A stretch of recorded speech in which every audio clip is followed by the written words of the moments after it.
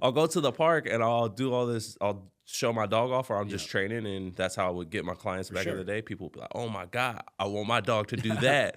And how long does that take? Is it like a couple weeks, a month? And I'm like, I've been training this dog since he was like 8 weeks old.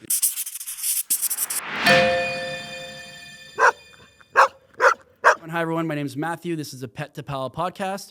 And today I'm joined by Chris Sykes. Chris, why don't you tell everyone where you're from and kind of give us the intro here? My name is Chris, as you just heard. I'm from Southern California, Fontana. I do a lot of pet training. I started off pet training, and then I ended up getting into police dogs, and then from there that grew into protection, and now a little bit more into sport. So I've dabbled into quite a good, well-rounded artillery of skills. Yes. That's awesome. So when did you, what was your first dog? When did you kind of, get into training, and when did it kind of click that, hey, I can do this professionally and for a living? First dog that I can remember, I would say my dad had a dog named Q, and he was a pit bull. We always had like a bunch of pit bulls growing up, and I was just always into pit bulls. Nice. I tell this story a lot, so you probably see this, but I'm very loud. I have like a big character, even like as a kid, like yelling, singing all the time, screaming at the top of my lungs. And my brothers weren't fans of that. I was pretty annoying, I would say. So they would like go out to the park, and I would ask my mom, like, "Oh, can I go to the park with them?" Or I would ask them, and they'd say no. And then I ask my mom, and she would like make them take me. Mom said you got to take me. Yeah, Mom said you got to take me. And then eventually they would just be like, I'd be like, "Mom said you gotta take me." They'd be like, "Well, if you're going, we're not gonna go. We'll just stay home." Yeah, that's ruthless. And they when they would leave, I'd be looking out the window, all sad. And then I used to be like, if I had a dog, like that would be my best friend. I would always tell my mom that. She didn't fall for that line. She always told me, like, if you get one dog, you're not gonna stop. Like, you're never gonna be happy. She was right. You're gonna get another dog and another dog. Yeah, she was definitely right about that. But I ended up getting 2 dogs. I rescued. I don't use the word rescue because I didn't rescue him. Okay. My mom came home and told me there were dogs. Someone was selling dogs at it was like a Jack in the Box store on the corner. And she was like, "Oh, they have pit bulls," and she knew I was like always begging for a dog. So she was like, "Well," I was like, "Can I go see him?" She was like, "Well, you don't have money." I was like, "Can we get one?" She was like, "You don't have the money to buy one." I was like, "Well, can I at least go see him?" And then I kept like begging, and she was like, "Go ahead." So I ended up, I think I found a ride there, and it ended up being a friend of mine who was selling the dogs at the time. And I took all my saved up money that she didn't know that I was hoarding in my room, and I ended up having enough. Like I think it was like $250 for the dog, and I think he sold it to me for like $200 maybe. We got a little deal on the side. The homie hookup. Yeah. Bought the dog, came home. It was like, look, I got one. You know, probably best investment you ever made. That $200. Yes, she was so pissed off. Oh, where'd you get the money from? Like, how'd you get this dog? Take it back. I was like, he left. Like, I can't take him back. But little did she know, he lived in like the cul-de-sac, like 2 streets.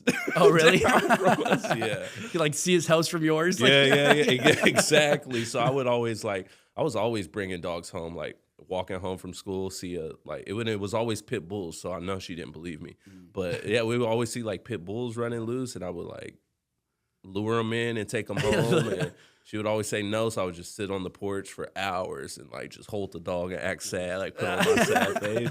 And like it would end up being like nighttime light, like street lights are going off. She's like, "Come inside." I'm like, "Can I bring the dog?" Like, "No, like you can't bring the dog in." I was just like, "Oh, I'm not coming in." And eventually she'd be like, "Just like come in the house and bring the dog." Then I would just hoard dogs, unfortunately. Yes. Yeah. You know what? I'm sure looking back is the best thing. Honestly, my story was pretty similar. I know we were talking, you were at Wonderland yesterday. And yes. I was saying that was actually my first real job when I was 15. And same thing, my parents didn't want a dog. My sister was deathly afraid. And I worked at Wonderland all summer when I was 15, saved up my money. And my aunt helped me find a breeder, and I kind of bought a dog behind my parents' back. And your aunt? My aunt helped me out because I wasn't 18, so I couldn't even like sign for. I couldn't, you know, with the breeder, they want to be like, okay, who's this kid, right? It was like a reputable breeder, definitely. And so yeah, kind of similar stories. I remember getting in the car all happy, and my mom's like, "It smells like dog in here," and I was like, "Get used to that." That's crazy. What breed? It was a lab. A lab. Yeah, I just got a lab. Oh, really? Yeah, yeah. They're great. I'm doing tracking with him, and it's like a whole different world for me. But it's pretty cool. And I just use that as an excuse to get another dog because I know that my Mouse could probably do tracking and all that stuff. But I'm like, it's hard because I'm so invested into bite work and I love like the healing. And a thing about like detection and tracking is what I've heard is a lot of people don't want to put obedience on those dogs early. They say they want obedience to odor. So a little bit too much control with a certain dog, I think, will make the dog want to stick next to you versus going out and kind of searching and doing their own thing. This is what I could be totally wrong, but this is what I've heard. So it makes sense. Yeah, so it's hard. It's hard for me to want to do that with a Malinois because I know the capabilities it has to do like so many much other, more. So much things that I love to do. So I'm like, oh well, I guess I'll just have to get a lab. So now I got this lab, and he bites. Working line, I'm assuming. Yes, a field lab from Arkansas, from a breeder named Foul Play. Very very nice dogs, and I don't know why I did that. That dog, he's so nice, but now he's biting. Like he'll bite a tub. Oh, really? He'll bite balls, and like I'm like, well, maybe I can do IGP with a lab. Honestly, I bet you can. A lot of people have that misconception too of like, oh, I'm gonna get a lab and it's a good family pet, and they are. Don't get me wrong, but like a field line, a working line lab is very drivey. Different. Like if you're not prepared for it, like they want to go. Yes. Right. So I think a lot of people just think I'm gonna have a couch potato lab, which I kind of had a little bit. But field line lab, they want to work. They're insane. Well, I knew that because I went and saw some. There was a trainer in Illinois, and I saw her work. It's a lady named Bridget. I saw her work her dogs, and I was just like, I couldn't believe the drive they had. And they do directionals or casting, I believe they call it, is to where they might have like a pond and they send the bird that you shoot the bird or the bird falls and they see the bird and they're supposed to go out and retrieve the bird, and you send them like in a straight line to get the bird, but there might be multiple retrieve items on the field. So it might be like 3 birds. So you might have to get one, come back, and then send them out for like the second or the third one. And what they do that's pretty cool that caught my attention is the dog can be in the water, and if the dog starts to veer off and go in the wrong direction, they'll blow a whistle, and the dog will spin like on the dime, just spin, turn, and look at the owner, and the owner will maybe go, if the bird's more to the right, they'll signal the dog to go to the right, or if it's off to the left. That's cool. I've never actually seen that personally, but that's pretty cool. So that's what we're doing in like in PSA. There's like if you don't know what PSA is, it's a protection sport, but we do like not casting, we call it directionals, where maybe you send the dog over a jump and you tell the dog to sit, and when the dog sits, the dog has to face you. And then maybe there's a decoy behind you, and you can say behind, or you can point behind them and they flip behind, and then you can send them for a bite, or you can send them to like run in and do a bark and hold. It's or impressive like to watch. It is. Oh, it's so fun. So once I saw it with the labs, like different retrievers, I was like, if I can learn how to do it with the lab, because they seem to be the best at it. And when I'm telling you, like when I tell you, it's so impressive to be able to see a dog. Like we were back in Illinois, it was like tall weeds, like grass. It was very high. You can't even see the dog, and it's like about maybe a half a mile out, or even I might be exaggerating, but it might be a little bit more. Well, it makes sense, especially if you're like shooting a bird, right? That could be half a mile away, right? Yes. Like it's impressive. Yes, and she did the whistle, and he just turned and sat, and I was like, "Where's the dog?" Like you can't see him, and then you like she'll point one way and tell the dog to go, and then you'll just see the dog hopping over the weeds, and I'm just like, it's no way the dog's gonna be able to see you. He's way too far. Yeah. But it just like opened my mind to be like, wow, like my limitations on what I think the dog can do are so off. And that's interesting, especially to hear from someone like you who has already kind of pushed those limitations and as at the top of your field, right? Yeah. To hear that, like, you're saying I can still push further. It's inspiring to. Oh, it's a trip. That's the best part about like having a different breed or dealing with different sports, because you could be so knowledgeable in like sport work, and then maybe you go to pets and you don't know what you're doing, or maybe you go to detection, you're just like. That's how I felt when I came to the workshop. Yeah. But what I like about like the sports stuff is I didn't get into that type of training to compete. And like even with police dogs, I didn't have in mind like I want to be a police dog trainer. maybe sell some dogs to the police. But it was more of I like the obedience. So I was always obsessed with focus healing and prancing and just like a dog that can move, like that's twitchy. It can do commands very fast.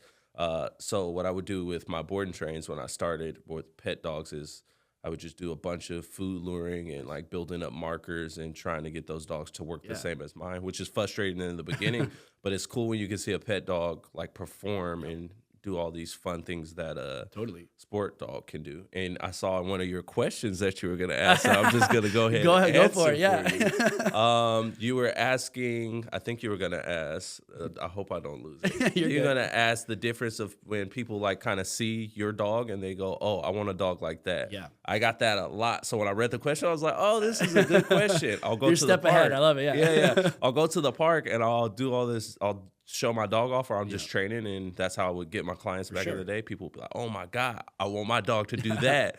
And how long does that take? Is it like a couple weeks, a month? And I'm like, I've been training this dog since he was like 8 weeks old.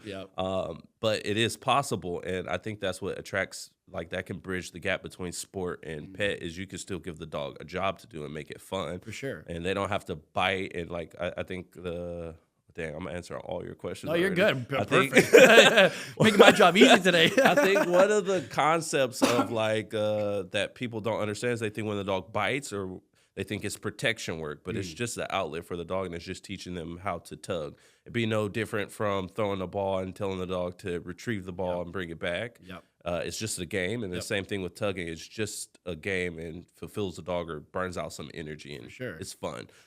Versus, I think a lot of people think if you do that type of work, they don't know what's gonna come from it. They might think the dog's gonna end up being a protection dog, or that's what they usually say. I don't want it to make him aggressive, but that's not, like, even if you were to raise a protection dog or a sport dog, that's not gonna help you with aggression. That's just prey work and play. And if you actually wanted to teach a dog aggression, there would be totally different steps. So those two are like separate, and I think I get a lot of that from like the pet I think it's a common misconception, right? Is that they see barking, growling, lunging, biting on a sleeve, and they automatically assume that's aggression, right? But that's a dog doing it out of play, out of confidence. And in my opinion, those dogs are probably the most under control, right? Because you can turn it on and off, right? They know when it's game time. They know, okay, out, now it's time to chill. So yeah, I think a lot of people see that and think aggression, but it's actually probably the opposite, right? Yeah, the opposite. It's control, a lot of control. So I'm assuming when you started off, you started doing pet obedience, and when did you kind of transition to, training and selling police dogs and doing that kind of stuff? Very early. So back to those pit bulls that I was getting. I ended up getting one. Also, sorry, not to interrupt you, but your first dog was named Q, and now also I think you have another dog named Q now, right? I named him after him. Okay, cool. I love that. Yeah, little he's homage. Nice too. Yeah, nice. Sorry, I didn't mean to. No, you're good. Yeah, go for it. I forgot what I was saying. I was thinking about that dog. Oh yeah, you said you got into police. Quickly, yeah.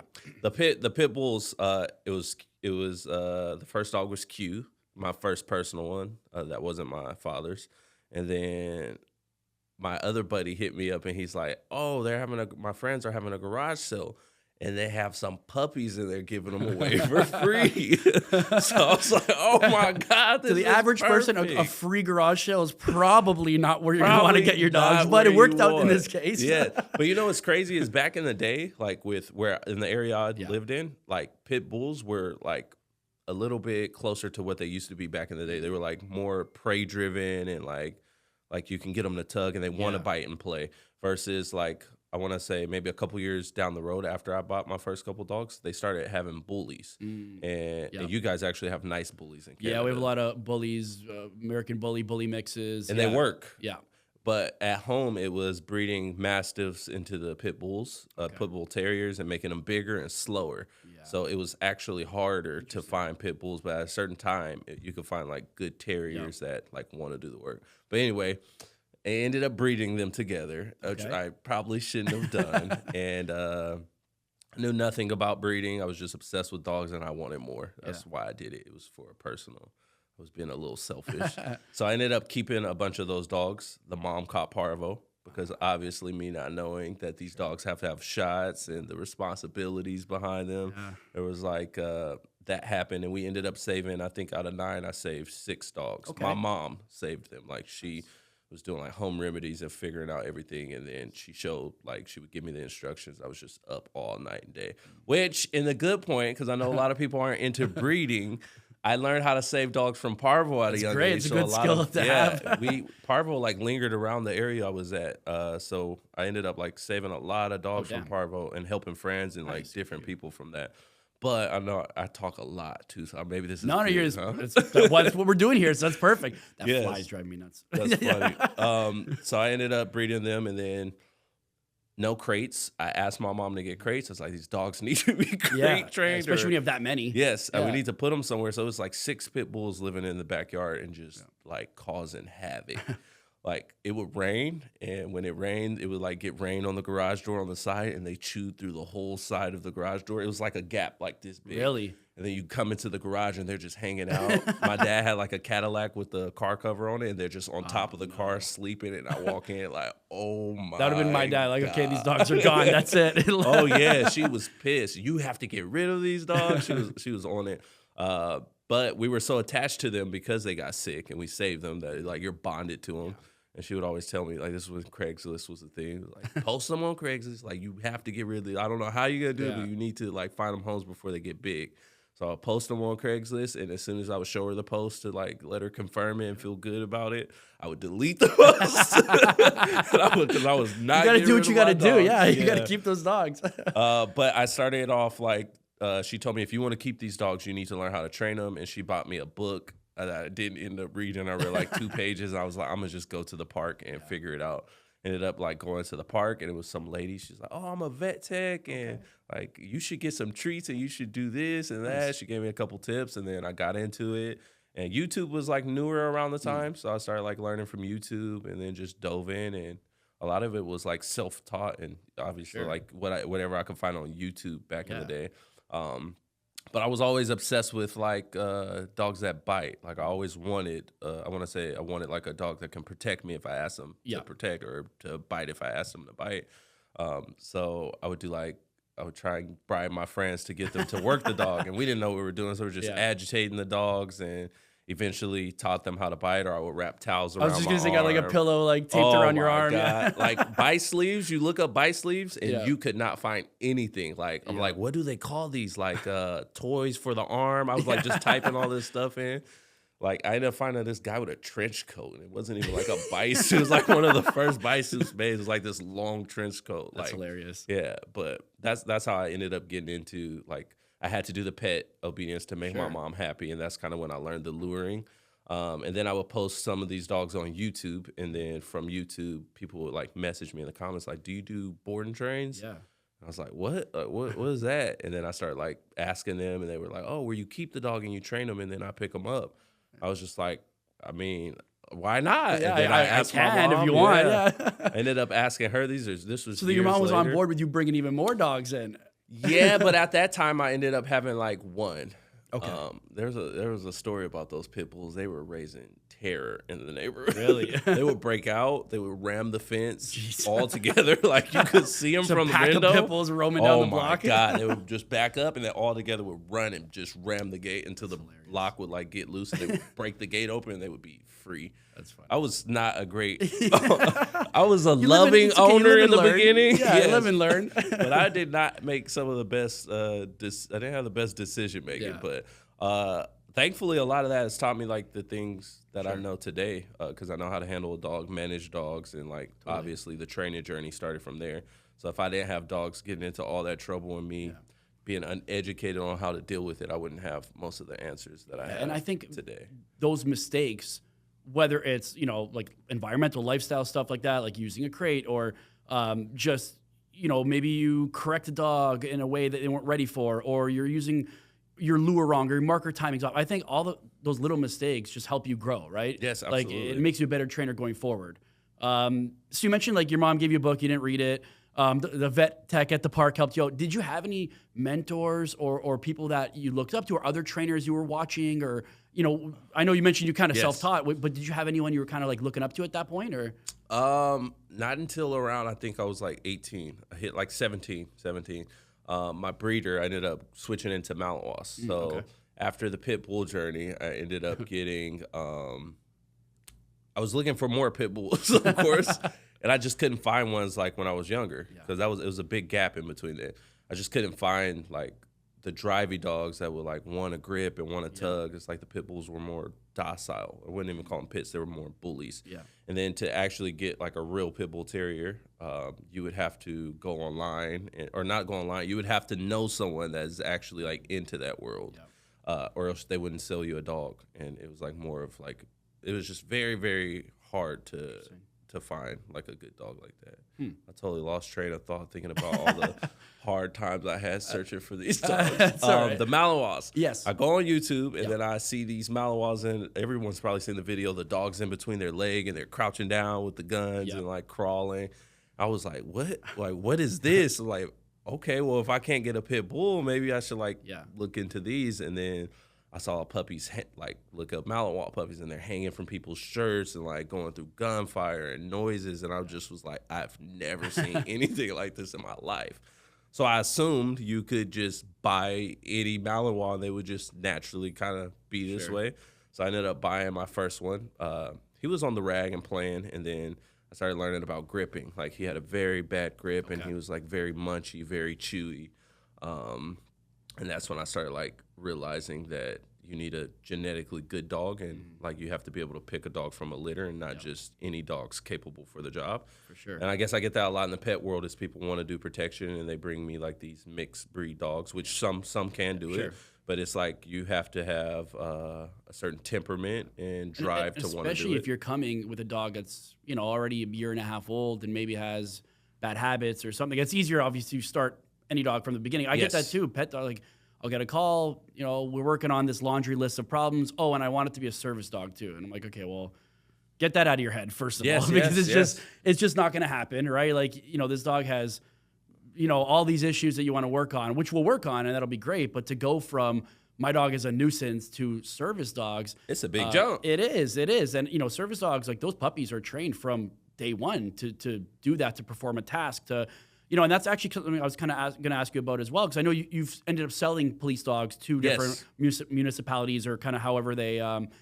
go about that. Do you feel pressure when you're training a police dog, knowing that, like, you know, this is kind of like life, like this dog has to perform, right? Like a service dog, that dog has to detect if your blood sugar goes down or you're in trouble. You know what I mean? Like, did you feel any kind of pressure when you're selling police dogs like that? Or? In the beginning, yeah. So there was a guy named Chip Johnson, CJ's police dog. So I didn't sell to the actual departments, but he was a vendor. Gotcha. And I would train dogs up and then sell them to him. And he would sell them, like maybe to police or protection, wherever he did with them.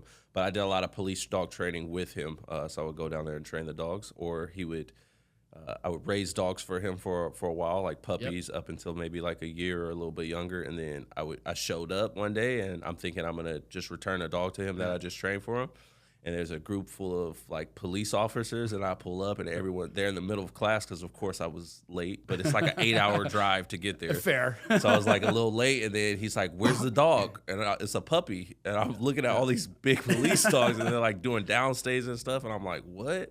He's like, "Bring the dog out," and I bring the dog out, and I have all these hot dogs in my pouch at the time, and he's like, "All right, like join the class." He's like, "Just follow whatever they're doing, you do." And in my head, I was like, I did not train for any of this.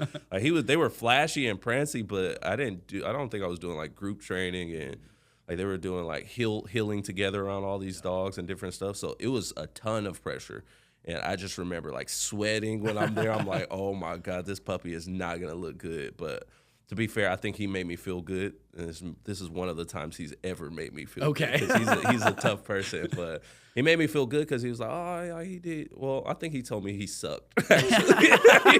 Now that I think about it, he's like, he sucks. But then later on, he's like, all right, like, I'll send you home with 2 dogs. Okay. I'm like, what? I thought this gig was over. Like, I thought you saw that training. That's inspiring, though. Yeah. You know, honestly, that's kind of, again, how I felt a little bit when I came to the workshop, right? Because Xena, we've never done any of that, right? And her base of obedience is the complete opposite in terms of like the base of, you know, protection work, right? Being fixated, fighting through pressure, you know, all that kind of stuff. So I think that can either make you discouraged. Like I could have left there being like, Yeah. Man, I suck. Which I did feel a little bit, don't get me wrong. Or it can make it like motivating. Okay, you know what? Now I have a new thing I want to work on. Now I want to, it can like inspire you or it can like really discourage you. Absolutely. Right? Yes. So it sounds like at least like he believed in you. He kind of like, okay, you're going to take these two and you're going to keep at it. And and then, it just kept going. Then it turned from puppies to adult dogs and like some dogs that already could bite. And then he would send them. And then I was dealing with these like crazy big shepherds that might come up the leash at you every once in a while. And I had to learn how to, like, I watched him. Like defensive handling. Yeah. I watched him, like, with dogs. I want to say, every time I go down there and visit him, he gets bit. Like, right in front of you. He acts like nothing happens, and his skin will be hanging out, and you'll just be looking like, what? And he'll push it back in, and then just go back to work. Yeah, he's an interesting person. Yeah. How do you evaluate a puppy's qualities? Like, for what's going to be a great working dog versus like what just might be a good working dog, or what just isn't a good candidate at all for that. This fits into my life right now, because I have dogs. Like, I believe in building dogs, and I believe in building on what they have, and I know that not every dog you get is just going to be like this great dog. But like, if I was to pick from a litter, I want like more of a confident dog. If I know it's going to be like maybe a police dog, I want a dog that's a little bit independent and can go out on his own, because maybe later you'll have to do area searches where they search for people and do things like that. But mainly I just look at nerve, how they are around loud noises or interact with people, how they are in a new room, if they're confident or not, because all of this will play a big part in even sport down the road. So if you have a puppy and maybe he's confident in the house and then you take him out to new places, but his tail's tucked, he's more weary or aware of everything or jumpy. It's like you can build those things, but depending on what level you're going to play at, if you're going to play in a world championship or higher levels, maybe that's not going to be the dog for you, because you can mask it and you can build the confidence, but if it gets a little bit too much pressure, then you have a problem with that dog's confidence, and then it's a whole deal. And that's a good point too. And I think a lot of people, when they're talking about like their dog, like, oh, my dog is protected, my dog protects me, and a lot of time it's just a dog that's reacting out of fear. Yes, right. They're absolutely. not protecting you. They're fearful and they're scared, and they don't think you can handle the situation, so they're handling it in their way. They're getting to fight or flight. Right. So I think, having a dog approach that from a place of confidence versus a place of insecurity. And to kind of to that point as well, what's your opinion on like, bringing a puppy out maybe before it has all its shots? And like, I don't do it. No? I don't do it. Interesting. There's a lot of people that do it, and I'm 100% against it. Really? Because I've dealt with parvo I was going to say, much. Once bitten, twice shy kind of thing. Yeah. Like, that's fair, I've probably dealt with at least 15 dogs with parvo. Really? Not personally mine, but helping other people. And I remember someone came to me for training, and it's like, bro, how old is his dog? Yeah. Oh, he's this age. Does he have all his shots? No. I was like, well, I don't think you should be bringing him out. Oh, no, he'll be good. And like, he was a friend, so I kind of let it slide. He brought the dog and trained, and I was like, bro, like, did you get the shot? No, I didn't get it yet. I was like, what are you doing? Yeah. He leaves. A week later, the dog didn't make it. He ended up catching parvo, and I just, That's a shame. like, bro, like, it's not. Yeah. This dog's gonna see the rest of the world he has a whole lifetime to do. It's not worth risking a dog. Do you feel like, so where I've kind of, seen, especially like, all these COVID dogs the last couple of years, because they didn't get that exposure early, right? So, some people talk about like the fear periods where like that first one's at around 12 weeks old, and that's where the dog is developing and picking up like good and bad associations. And, a lot of people say missing that first fear period will contribute to like a more nervy, anxious, fearful dog. Do you think there's any risk of like having a more nervous dog if you don't kind of get that exposure early on? I think it's a good thing to get the exposure, but in a controlled way. Yes, but I also think maybe some people won't like this, but I think a lot of it is genetic. Because if you have a good dog, and what I mean by good dogs, like good nerve, and like you said, if you're picking a confident puppy from the beginning, maybe that's not as crucial. At that stage. Sometimes like these dogs are leaving from farms, from the breeders, reputable breeders, and they've never been off the farm, and they can come out and like they see the world for the first time. They have no problem at all. They want to jump on everything. They love everyone. That's one thing I like about a lot of like the pit bull terriers is like they don't need much socialization. That's like their temperament is they're supposed to be. They come out pretty confident for the most part. Yeah. So like if you have a dog and you pick the dog out right, you don't have to over socialize them. But the problem is there's so many people that breed and aren't doing like they're not ethical breeders. So it's like you have to deal with that. So I do think it is a problem, like if you don't bring them out. But I'd rather have a nervous dog down the road than a dog that has a sickness and maybe doesn't make Sure. it. But I think it's all about how much time you put into it. So even with rescue dogs I get now that are very nervous, it's like they're a year, 2 years. Some of them are like, I've had dogs that are 8 years old and afraid of environments. But my lifestyle is to travel a lot, and they go everywhere with me, and they come right out of it. I think it's all about how you handle the dog and the timing and how you introduce things to them. Yeah. I don't think it's such a problem as if they don't see it early on, but I think it's like how much you're doing to actually, Yeah, no, that try makes and sense. fix it or expose the dog to things And like that. to kind of piggyback off that, what do you think the role of like working your dog through stress, in terms of building confidence, right? Because like I know there's obviously a big push right now more from the kind of force-free, fear-free side that, you should never make a dog uncomfortable. You should never use a versus, you never should, frustration and stress, it's all like bad for the dog, right? But I think, in order to build a resilient dog, like they have to work through, minimal amounts of stress at least. Like we're not trying to overload them and traumatize them, but working through that stress is important in my opinion. But, what do you think the role of like kind of working through stress is for a dog? Oh, I absolutely believe in it. You come from force-free world. Is that what you said? No. Oh, Well, I mean, it's not bad. No, I am certified through Animal Behavior Very College, nice. which is positive only. But I also did like my canine certification, Very nice. handling, detection, protection, search and rescue. You do detection? I know. Yeah, I know the way you What? asked. Why didn't you tell me I got this? that certification 13 years ago, but I Wow. never ended up. I just went straight to pet obedience, and I just never really flexed that muscle, and I Yes. probably lost it. You should get so that's back into it. When I came to the summit, I was like, I remember some of this, but most of it's out the window. I got to get back into it. But yeah, and that's all like building drive. Like even when the dog's on a back tie, just like using frustration as a motivator, right? It's not harmful. It's a way to get the dog kind of going, right? So, Yes. Maybe if you could talk a little bit about kind of working a dog through stress. So for instance, there's dogs that you put a prong collar on for the first time and they go screaming. You barely put any pressure. They start to scream, and it's just the worst thing in the world to them. Yeah.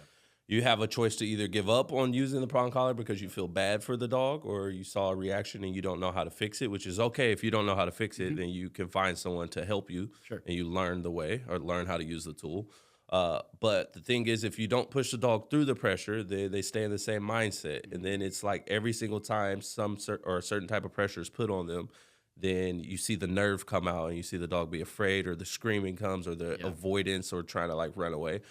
So I believe in like for that instance, I might put pressure on them, and even if they scream or even if they're crying or like trying to get away, I don't release pressure until the dog goes forward with the pressure and figures off that going forward, turns off Cooperation the pressure. relieves pressure, which is a reward in and of itself, right? Negative reinforcement, we're removing something from the dog in that moment, right? Absolutely. The pressure. And a lot of people just associate that with a prong collar, an e-collar, whatever. But how many pet dogs do I have where like the dog will do that in the harness too? They'll just put on the brakes and the owner will stop and go, they don't want to go, and they'll pick them up or whatever. Absolutely, But that becomes then a self-rewarding behavior where your dog learns that, hey, if I just resist hard enough, I'm not going to have to do this. Yes. Right? So kind of getting them to realize your best option is cooperation. The second you cooperate, all the good stuff happens and all the bad stuff stops, right? But yeah, I think people are uncomfortable seeing their dog uncomfortable, even momentarily, even for, a minimal amount, right? And I think that's what holds some people back in terms of like getting the dog to that next level, because, if you're just doing whatever basic stuff, sure, you don't need a lot of pressure to do whatever. But like you're saying, if you want to go to that next level, your dog has to be able to fight through a few things, right? And so I think that's something that maybe the average person might struggle with. Yes. It can even be something simple like, hearing your dog cry in the crate when you're crate training, right? Your puppy, and you're like, oh, I feel bad. Let's just take them out, or I'll sleep on the couch next to them, or, whatever. And that's kind of a convenient trap, right? Where your dog figures out that, okay, if I freak out long enough and loud enough, I'm just going to get what I want, right? So I think, working a dog or letting them work through that is important. And I think that's tough for a lot it's good for building confidence. That's even like if you compare it to sport world, right? We introduce accessories to the dog. So imagine you have a police dog. Like the cans and stuff? Yeah, so accessories could be the cans, a clatter stick, a whip.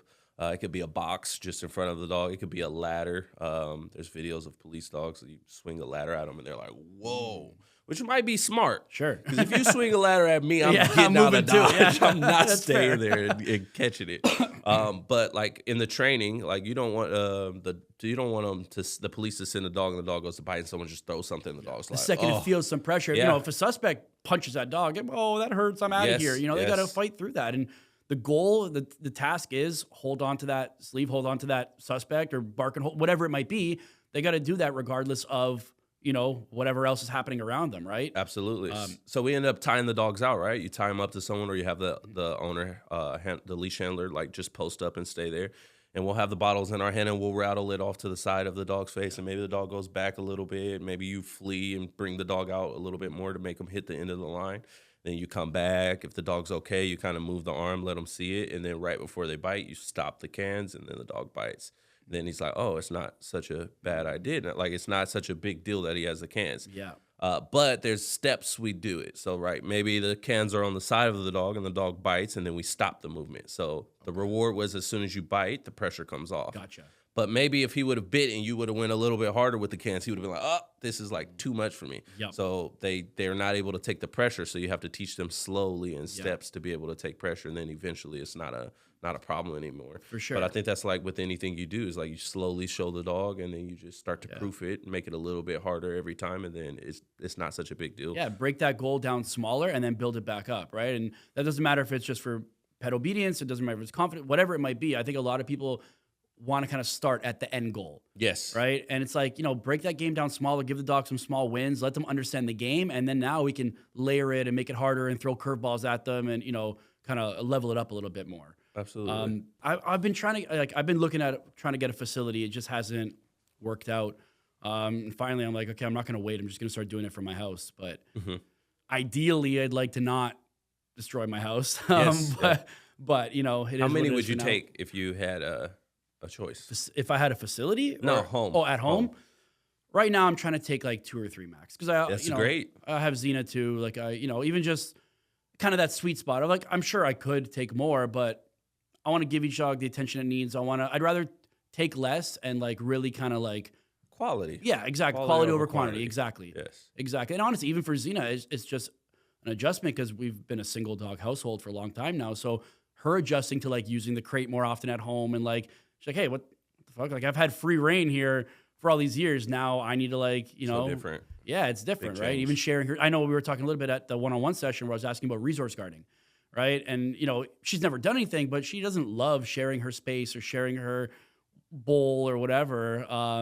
So that's been an adjustment for her too. But, yeah, I'm just trying to pivot a little bit, just trying to offer new services and, change the business up because even for me, that's partly why I came to the seminar and the workshop originally in the first place is I feel like I've been doing my training kind of the same way pretty much for like all these years. Like obviously it's changed, it's adjusted, new exercises, whatever, but it's been pretty much the same for like 9 years. And I feel like I'm kind of getting bored with it, right? And if I'm getting bored, even though I feel like I'm still giving quality to my clients, subconsciously there's an energy there that maybe the dog picks up on or the client picks up 100%. on. I'm like, okay, I got to figure out how can I change this so like I'm excited by this again, maybe a new challenge, even like podcast or board and train, just like let's start doing some new things here, right? Yes. Let's learn some new skills, like, come into the workshop. Like, I feel like I kind of plateaued a little bit and I'm like, okay, how do I break through that ceiling and get to that next level now, right? And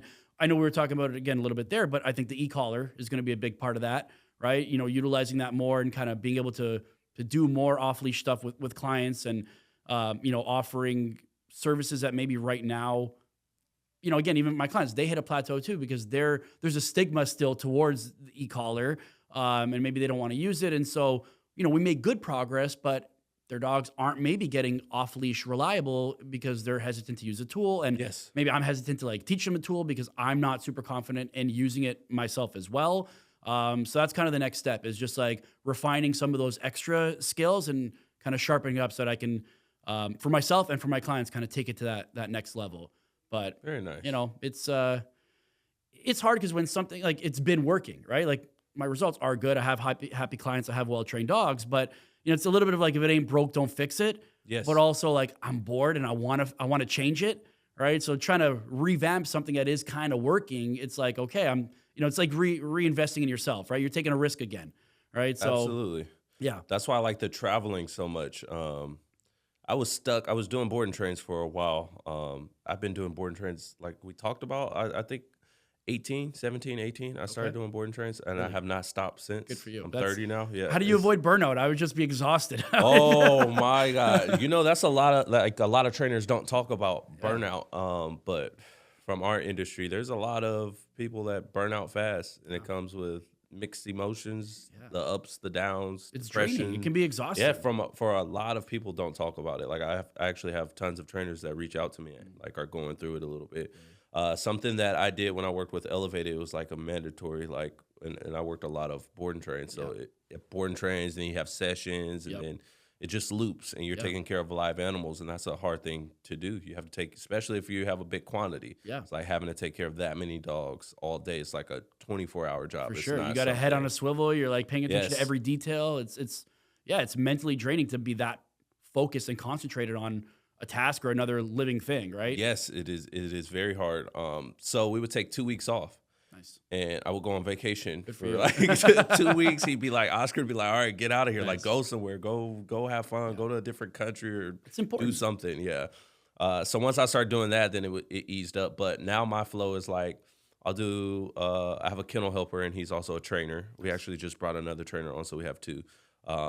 And I stepped away from the pet world, and it was more of doing what I actually loved at the time, which was more of the sport dogs. Yep. Because I actually enjoyed it. Yeah. Like, yes, you enjoy pets, and I enjoy the exposure and like fixing behaviors and doing things like that. But it was a time where it wasn't fulfilling anymore because the workload was a little bit too big. Yep. So I try and switch it up now, so where I do like a couple boarding trains where I do pet dogs, and then I'll stop. I'll do like maybe for 4 weeks I'll do just pet dogs, and then I go on the road for another That's cool. month or 2 months, and then I get tired of that, and then I'm already booked when I go home back into pets. So it was all about It's like good to have finding those options, though, balance. to kind of flow back and forth between what you want to be doing, you know, what is energizing you at that time. How does your kind of does your training philosophy change at all, adjusting to like working dogs or pet dogs, or you kind of approach it, you know? I think in a with every similar way? dog it changes. Yeah, I approach every dog different. So there's not one like system I do. Like I might have like some of the foundation things, like teaching the behaviors might be the same, but I kind of treat every dog different based on like temperament and problems. But once you work so many dogs, you do something, you go, okay, this doesn't work. Well, I tried this with this dog, and he also had like maybe the same temperament or behaviors, and then you just apply it, and then you just have so many little answers, and maybe one thing doesn't work, but you just adjust it a little bit. But I think a lot of it is like getting your hands on different dogs, and then it's I think that's a easier good a point, little right? bit. Because once you've worked with X amount of dogs, you've seen most behaviors at that point, right? Absolutely. Like, and you know generally how if I'm gonna do this, if the dog doesn't react, then I'm gonna go that way, right? Yes. Like you kind of already know like the playbook a little bit, right? Yeah, you make adjustments and you call an audible here or there, but I think knowing kind of how to approach different behaviors and like, you know, I think a lot, you know, and that's where I think as much as sometimes people even for pet dog work think they have, you know, all these different problems. My dog jumps, my dog barks, my dog counter asserts, my dog whatever. And that might seem like 5 different problems, but a lot of times like, okay, your dog really just is demanding and doesn't have impulse control. Yes. Right? So as much as all those behaviors might seem like, oh, we got to work on all 5 of these things, and obviously we will, but it's really just a foundational, like if your dog was calm, knew how to ask nicely, you know, whatever, then that one kind of foundational, not one, but you know what I mean? Like that foundational thing would already help mitigate all those other 5 behaviors, right? Absolutely. So yeah, kind of knowing like the nucleus of each behavior and kind of where to start, and then that ripple effect makes it a lot easier. Yeah. You don't even think about it in the moment. You just exactly. keep moving. It's insane. And that can be tough too, because you know, for you, it's second nature, right? You've worked with enough dogs on it. You just like, you could just walk in and kind of already generally know how you're going to approach something. And again, you might make adjustments, but then explaining it to people that, you know, maybe don't know really anything about dogs, right? A lot of people like aren't super, and I'm not saying that in a shaming way, but a lot of people just aren't super knowledgeable about their dogs, right? So kind of breaking it down to where just the average person can digest it and absorb it and then replicate it when you're not there. Yes. Right? And that can be tough. It's crazy because I get the phone evaluations. Yep. And as soon as they talk, I already know what the problem is, but I have to sit there and listen to it anyway. And in my head, I'm just like, oh my God, like this is the problem. And I'll mention it. I'll go, oh, well, I think your dog's doing this because of this and this. And then they're like, yeah, but he always, and I'm just sitting there for 30 minutes. I'm on the phone like, if only you knew. Yep. And it's crazy with me because I think a lot of people think that the training is so like a big thing, which obviously it is, but it's being a good handler. And it doesn't mean you have to teach the dog all these commands and be the best at that, but just being a handler and guiding the dog, like stopping them from doing things you don't want, being a little bit more firm with them. Because we get board and trains and they're like human aggressive and dog aggressive. And as soon as I have the leash, it's gone. Yeah. And it's hard to tell people like, this. It's that classic, like, you know, your car doesn't make the sound when you bring it to the mechanic, right? How many times you go, oh, I swear they normally do this, but like, oh, you must be the dog whisperer. It's crazy. Like, you know, they're perfect. Yeah, it's true. And then I tell the rescues, like, how is she? They say, like, these dogs are about to get euthanized, and they bring them to me, and then I go, the dog, I don't see any dog aggression. Yeah. Like, I have this dog around people. They're not jumping on the counters. They're not doing this. They're not doing that. It's just the way you handle the dog, and the dog understands, like, this is the person I cannot get away with this. It's clear communication, right? It really comes down to clear communication, whether that's verbal cues, whether that's leash communication, whatever type of communication it is. But just communicate. I tell my clients, like, listen, you know, just because I took your dog and I'm loose leash walking in 5 minutes, I'm not doing anything magic. Yeah. I've just communicated to your dog in our hour, hey, listen, this is what works with me. This is what's going to get you paid with me. This doesn't work. This does work. This is what I expect, right? And so now the dog's like, okay, I get it. I know what this person wants, right? Like, it's just, I think, a matter of clear communication. And that's where I agree in terms of, you know, handling, right? Because, like, yeah, you can teach people what words to use and, you know, how to lure into a down or whatever, right? But a lot of times it's like, you know, the timing of your correction, the timing of your markers, like all those little details that go into, you know, being a good handler, giving a dog a clear message in terms of like what got rewarded, what got corrected, right? And I think those are the hard parts to like help people with, because like I can try like there, mark it, and you're like, oh, you missed it, you know, it's too late, you know. Like, it's like someone who can't snap on beat. Yeah, exactly. It's like, it's hard. It might be hard to teach. Maybe we do. Maybe that's why we get paid good. Maybe we do things we don't know we're doing. That's a good point. That's funny. Point. And I think that's, honestly, I think that's probably why people do call you and maybe pay a premium, right? Because you have years of experience. You have thousands of dogs you worked with, and you know how to approach these different behaviors, right? And I think, you know, especially with these days with social media and YouTube and everything, there's no shortage of information. Like, really, you can find whatever you want online for free. But I think people get overwhelmed because there's so much contradictory information, right? You got a positive-only trainer saying, handle it this way. You got a compulsion trainer saying, handle it that way. Yes. And people are like, I don't know what's right. I don't know what to do, right? And so I think a lot of people just want a professional, like, you know what, come over and just tell me the right way. I just want one way. Give me, you know, your knowledge. And, like, you know, I think that's a little bit of, like, analysis paralysis, where like there's too much information and you're like, I don't know what to do with this. That's how I felt with my lab doing detection. Really? It's like, and I didn't want to go down the rabbit hole. Like I'm big into like looking at videos and watching videos. What is it? Learberg. I've bought so many videos off of Learberg on like, there's Forrest Mickey, a healing toolbox. I've watched tons of that. And like, that was a good starting point. But now that I already knew a lot of stuff about healing and all the like training, different training methods, but now I'm going into detection, and I go online. I'm looking up who to start like detection courses with. I'm like, well, who's a good trainer? Like, and that's the thing. If even you can kind of get sucked into that a little bit, like imagine the average person, like it must be crazy overwhelming, right? Oh, so overwhelming. Yeah, so overwhelming. Yeah, and then I start posting about it, like, who should I go to? And then people are giving me recommendations, and then I go on their page, and then there's so many videos. I'm just sitting here like, what am I about to do? So I just got the dog. I just like, I'm gonna get him, and then we're just gonna start. And luckily, like, I have resources around me. There's a lot of people that do detection. That like someone actually has my puppy right now, and she's doing tracking with him. Nice. Her name's Amanda, and she's like a super good tracker. So she's helping me with tracking right now. And then I have Oscar's done some detection. He actually has a seminar when I go back. Oh, really? He's like, oh, yeah, just come. So I was like, perfect. Everything just happens to fall in line. But without that, I'd be lost. Yeah. I'm like, and I thought about that. I was like, how do people feel with training? Because I always go like, you have to be lazy if your dog doesn't know least markers, because it's all free information online. And that was the first time I sat there and was like, damn, I don't know. I don't know what to do. And that's a good, I think I may have even talked about this in a previous episode with somebody else, but I think one of the most like unrecognized things that people struggle with is that they just have markers that are just straight up just not conditioned, right? Your dog doesn't know yes, and it doesn't know no. Your no has not been paired with consequence, and your yes has not been paired with reward. And then they wonder why the dog doesn't listen. It's like, your dog doesn't know what's good and what's bad, right? You've Absolutely. never paired that, right? That response.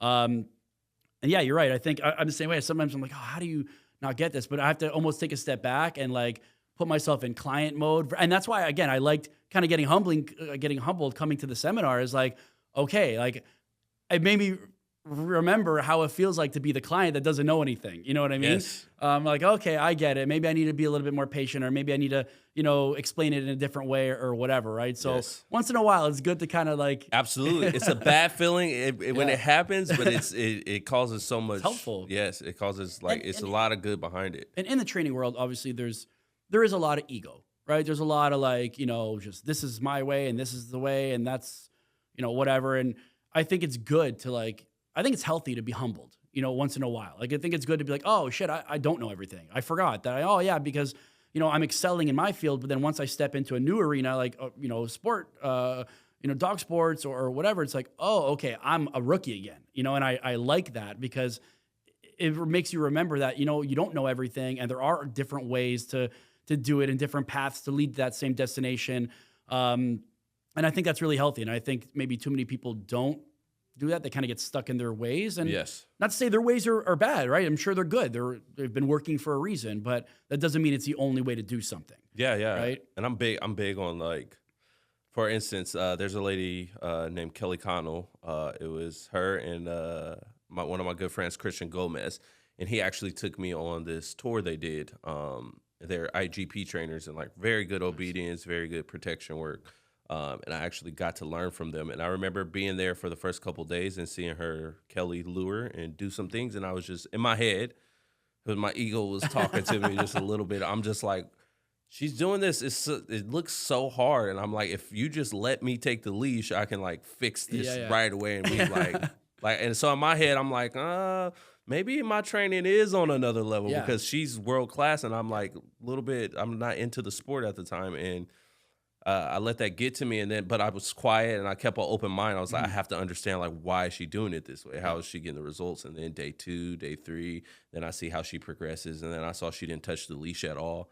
Versus me is like I'm always trying to grab the leash because I'm like like if they have a hard time, it's like it's hard for me to watch you do the wrong thing over and over, and I'm like, can I just grab the leash really quick? So a lot of my old videos, you'll see me grabbing the leashes with other people's dogs, but it's like they weren't learning. So I might have had a good session and people are like bringing out their phones while I'm working their dog. Oh my God, it looks so good. But then they go home and it's like, you don't learn anything. So like from her, I learned like how to coach people and walk them through it without actually having to pick up a leash. Then I also got to see someone else's like perspective on how they start versus how they finish. And I was just amazed. I was like, wow, she's taking her time with this. There's so many little different details where I would have skipped them because I can grab the leash and I don't have to teach you. Gotcha. So it helped me in different ways, like understanding coaching a little bit better. And I think to that point too, right? Because like, not in a cocky way. I mean, obviously, you have to have a little confidence, little ego to like, be, a little bit of ego is healthy. Don't get me wrong. I'm not saying, you should be self-deprecating all the time. But I also think like, we can probably grab a leash and teach a dog sit in 5 minutes. That's not hard, right? But what's hard is if I can't, get the owner to be able to replicate this when I'm not there, then what I can do with the dog is irrelevant, right? I need you to be able to do it, right? Yes. Like, it's not enough for me. Yeah, I can walk your dog loose leash, but unless I can get you to understand what I'm doing, how to do it yourself, why we're doing it this way, right? Me doing it is kind of useless unless you're going to be able to continue it, right? Yes. So I think, that can be the hard part is getting the owner to understand and the owner to like mimic kind of what you're doing and how, right? Yes. Which, is easier said than done. It is. I'm also very big on telling people like I can see why you do it this way, but what I can see is like maybe in the future the problems it might cause. Because like for me, I've tried so many things, doing things so many different ways that I know if I teach it this way, it's going to cause this problem. That problem turns into that problem. And you know the side effects that are coming along with it. So I might be like, I wouldn't do that, or if you're going to do that, just make sure you're prepared for this next step and that next step. And I would say you were good at that. Like even in our limited time, right, on our one-on-one session, and even at the workshop, you were very like clear and articulate in terms of like how you were breaking things down for people, and especially like in a workshop kind of environment where you have 10, 15 different dogs and 15 different owners and issues or things that you're like trying to sharpen up. You were really good at Thank you. like breaking that down to where everyone can kind of understand how to make those adjustments, right? Yeah. So what was maybe your favorite part about traveling and doing kind of these workshops and seminars and stuff? Seeing the progress when I come back. Nice. Because everyone so far has brought me back a second time at least. So that's a good thing. That's a good thing. But like seeing the videos online, Yeah. seeing people post them, and then I'm like, that's my move. Like I taught them this, I taught them that. And it's like to see where the Got a little dog bit of like a started proud off. father moment. Yeah, to see where they started off and Yeah. where I left. And then when I come back in a couple months, I'm like, there's a girl named Kaylee, and she's from, I want to say she's in like the Washington like area, Oregon, or I think like close to Seattle. She comes to a lot of my workshops, and I remember she did a tour with me, and one of the first sessions, her dog's a leg dog, and she warned me sometimes she comes up the middle. And this dog out of nowhere just breaks and comes and just grabs me right in the crotch. And I'm just like, oh my God. She was so embarrassed. And like, I'm going to be honest. I'm very honest. I'm very open. I was like, it's a nice dog, but I don't know about her as like training wise if she's going to catch on. Mm-hmm. She's very like sensitive with the remote. Like she didn't want to use the e-collar. And like for me, I'm very fair with the e-collar, but if there's a punishable offense, you biting someone when you're not supposed to, I'm a little bit harder on the correction. That's a fair correction. Yes. Yeah. And I also think of it as if, what if the person's not in the suit and this dog thinks it's okay to just tag someone and you hit them low and it just doesn't mean anything to them, and then it becomes a habit. Mm-hmm. So like I grabbed the remote a couple times and I used it on the dog, and like right after that bite, I used the remote and got her with a nice correction, and she didn't do it anymore.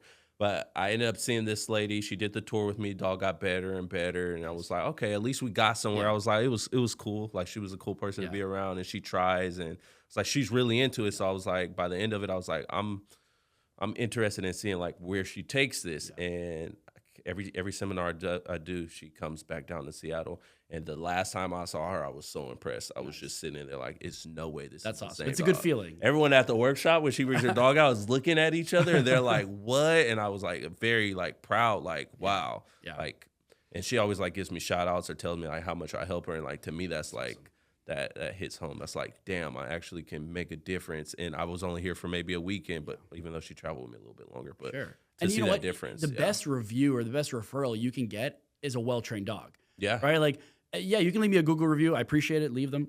But, you know, your dog being well-trained, you following through with the training that I show you, and then when you're on a walk and someone's like, oh, wow, your dog's really well-behaved. Oh, thanks. You know, Matt, help me out, whatever. Like, that's the best, you know, review or best feeling, you know, for me that you can get is somebody that's happy with their dog, has a good quality of life. It's not a chore to walk them or to live with them, right? Like, you get to now enjoy your dog, right? Because you're not at that point where like it's a struggle anymore, right? But no, and how do you maybe more so when you're doing the pet dog work, but how do you kind of work with an owner that maybe is struggling or maybe isn't practicing enough or isn't like putting that work? Because I'm sure there's times where I go to a dog, maybe a really drivey dog, really good temperament. And I'm like, this dog can be so good, but they're just not hitting that. They're not, you know, fulfilling its potential kind of thing. I'm like, if I took this dog, you know, like, all the time.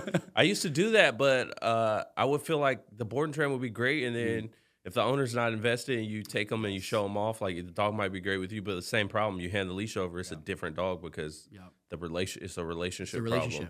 And that's what I tell people too. With now that I'm starting board and trains, it's like, look, I can do a lot with your dog. I can work on changing its state of mind, right? Building confidence and making it more calm and working on obedience and cues and positions and whatever. But what I can't do is I can't build its relationship with you. That's something only you can do. When I say it's like the Olympics, like they're running the relay and you hand the baton to the next person. You got to take that baton. You got to keep running, right? Otherwise, what I do in a month is going to be irrelevant, right? Like if you're not going to continue it and build that relationship and be consistent, then you're wasting your money. And I'm telling you that from the beginning, right? I want you to understand that going in, right? And I think a lot of people maybe use board and trains. It's like they think it's just like, okay, take my dog and then everything's going to be perfect and I don't have to do it anymore. Yeah. And I want to kind of dispel that. Yes. I usually do a week or two of one-on-one sessions, and then you're able to bring a board and train. I'm very picky about my clientele as well. So I won't take certain clients if I think like maybe they're too busy or if they're not really into it and they just want to. I get a lot of people that say, I just want you to do the work, and then I won't take you as a client. It's good. But think of it like this. There are people in sports that haven't even got a PDC yet, and the PDC is an entry level with like PSA, and a BH would be like an entry level with a different sport, which is like IGP. These people are spending day in and day out practicing these routines for sometimes years and still don't step on the field for an entry level because it's not perfect. But imagine how long it takes us to do a basic routine, which is like you figure eight around some cones, you stop, you down the dog, leave the dog in a stay, you come back to him, maybe you do changes of paces and a couple like you heel for a little bit, and that's it. That's the beginner routine. There's so many professional trainers that actually fail this, and it's so, to us it's like, if you were selling a boarding trainer, I hope you'd be able to do this on a pet dog. But of course, they're not as like technical. Maybe the dog doesn't have to down right or perfect, and we have different things to work on. But if we have to spend this much time into our dog to get them to a beginner level and a level 1, like, it's not like training isn't you hand your dog over to someone and they train them and then it's perfect. It's like, it's so much more that goes behind it, and follow-up training. So after all my boarding trainings, like, there's follow-up training, and I do a lot of group training. So most of my clients and the clients I choose like to work with, they have been with me for years already. So it's like, you don't just come for a boarding trainer, I never see you that again. they're dedicated, they're committed. They're like weekly. We're training like almost 2 times every week. Is that maybe one of the, because I think that is something, especially with people getting into dog sports, is I think they're, rightfully so, their standards and their expectations for their dog and for themselves are higher. So much higher, right? They want that perfection. They want that, focus. Like, I remember at the workshop, we spent a lot of time like on head positioning. Yes. Right? The average person, who cares where the head is, right? Absolutely. But we're spending an hour, 2 hours on like getting that head from here to here, right? And that might seem like a minor detail to the average person, but for you, like, I want this perfect. I want it, looking exactly how I want it to look. Yeah. Right? And you have to shape it. Do you adjust your kind of philosophy going from pet dog to dog sports? Where, like, I know for me, a lot of people, their standards are lower. And I'm not saying that in a negative way, but they're just like, listen, focus heels and stuff are cool and they're awesome, but I just want to walk my dog without him pulling my shoulder out. That's all I really, and I'm like, hey, cool, I'll help you do that, right? Do you maybe adjust how you approach the different kind of clientele when you have clients that are looking for perfectionism, every detail matters, versus like people that, listen, I just want like a good pet that doesn't, isn't a chore? Oh, yes, absolutely. I absolutely change it. I don't deal with, no, I'm just, honestly, that's fair. Don't deal with them. No, I change it. I also do boarding trains, and this helped me a lot. It's like, when we were selling packages in the beginning, it was sit down, stay, come, loose leash walking, place, waiting at doors, recalls off leash. It was so much. And I'm like, this is like, it's not realistic. And when you do a drop off and you have an hour to drop the dog off, you can't even show them all that. Yeah, you can't show them that, and they don't retain half of the information. That's a good point. So what I started doing, like once I was deeper into the boarding trains, is like, bring the dog for a week and tell me one thing you want to work on with your dog this week. And they go, I just want my dog to walk on leash. Perfect. If I focus on walking on leash for a week, your dog's definitely going to be able to know how to walk on leash. Yeah. And then maybe if you want to pair e-collar over the top of it, we do another week. And I also do, maybe you bring the dog for a week, and then at the end of the week, you come and you do training, and it's like you're doing hands-on training with the dog. You're learning the markers. And that way, your expectation of what you're getting when you go home is very clear, and you know how to actually control the dog versus the dog just goes home, and then now you're just trying to figure, it's like a video game. You're trying to figure out what button does. I think that's smart, though, to kind of break it down to like week segments there, where like you're going to kind of focus on one thing per week, and it's easier probably for you, but it's also easier for the client to like digest and absorb, and you take that, like, because like you said, in an hour, hey, here's everything I did in the last month, and they're just like, it's just like, again, information overload, and like they're going to retain 10% of that if they're there's lucky, no right? way you're perfecting all of those different behaviors within that short of a time, unless the dog's staying with you for a really long time. And it's still not going to be perfected. Just like I said, there's people in sport that train daily and they still don't get the results they want. It might take you some time, but if I can work on one thing and not put the dog's head in space, and then you're adding in corrections, what might be a little bit of conflict. Maybe as a trainer, you might even get frustrated with the dog because you're on a time crunch and you can't finish it soon enough, and you're rushing and trying to like rush out reps. It just makes the dog. It's just a little bit too confusing for me. It's like, give them one thing to do and perfect it. like you throw a jab over and over and over. Once you perfect a jab, then you go to a cross, and then after the cross, maybe you add in a kick.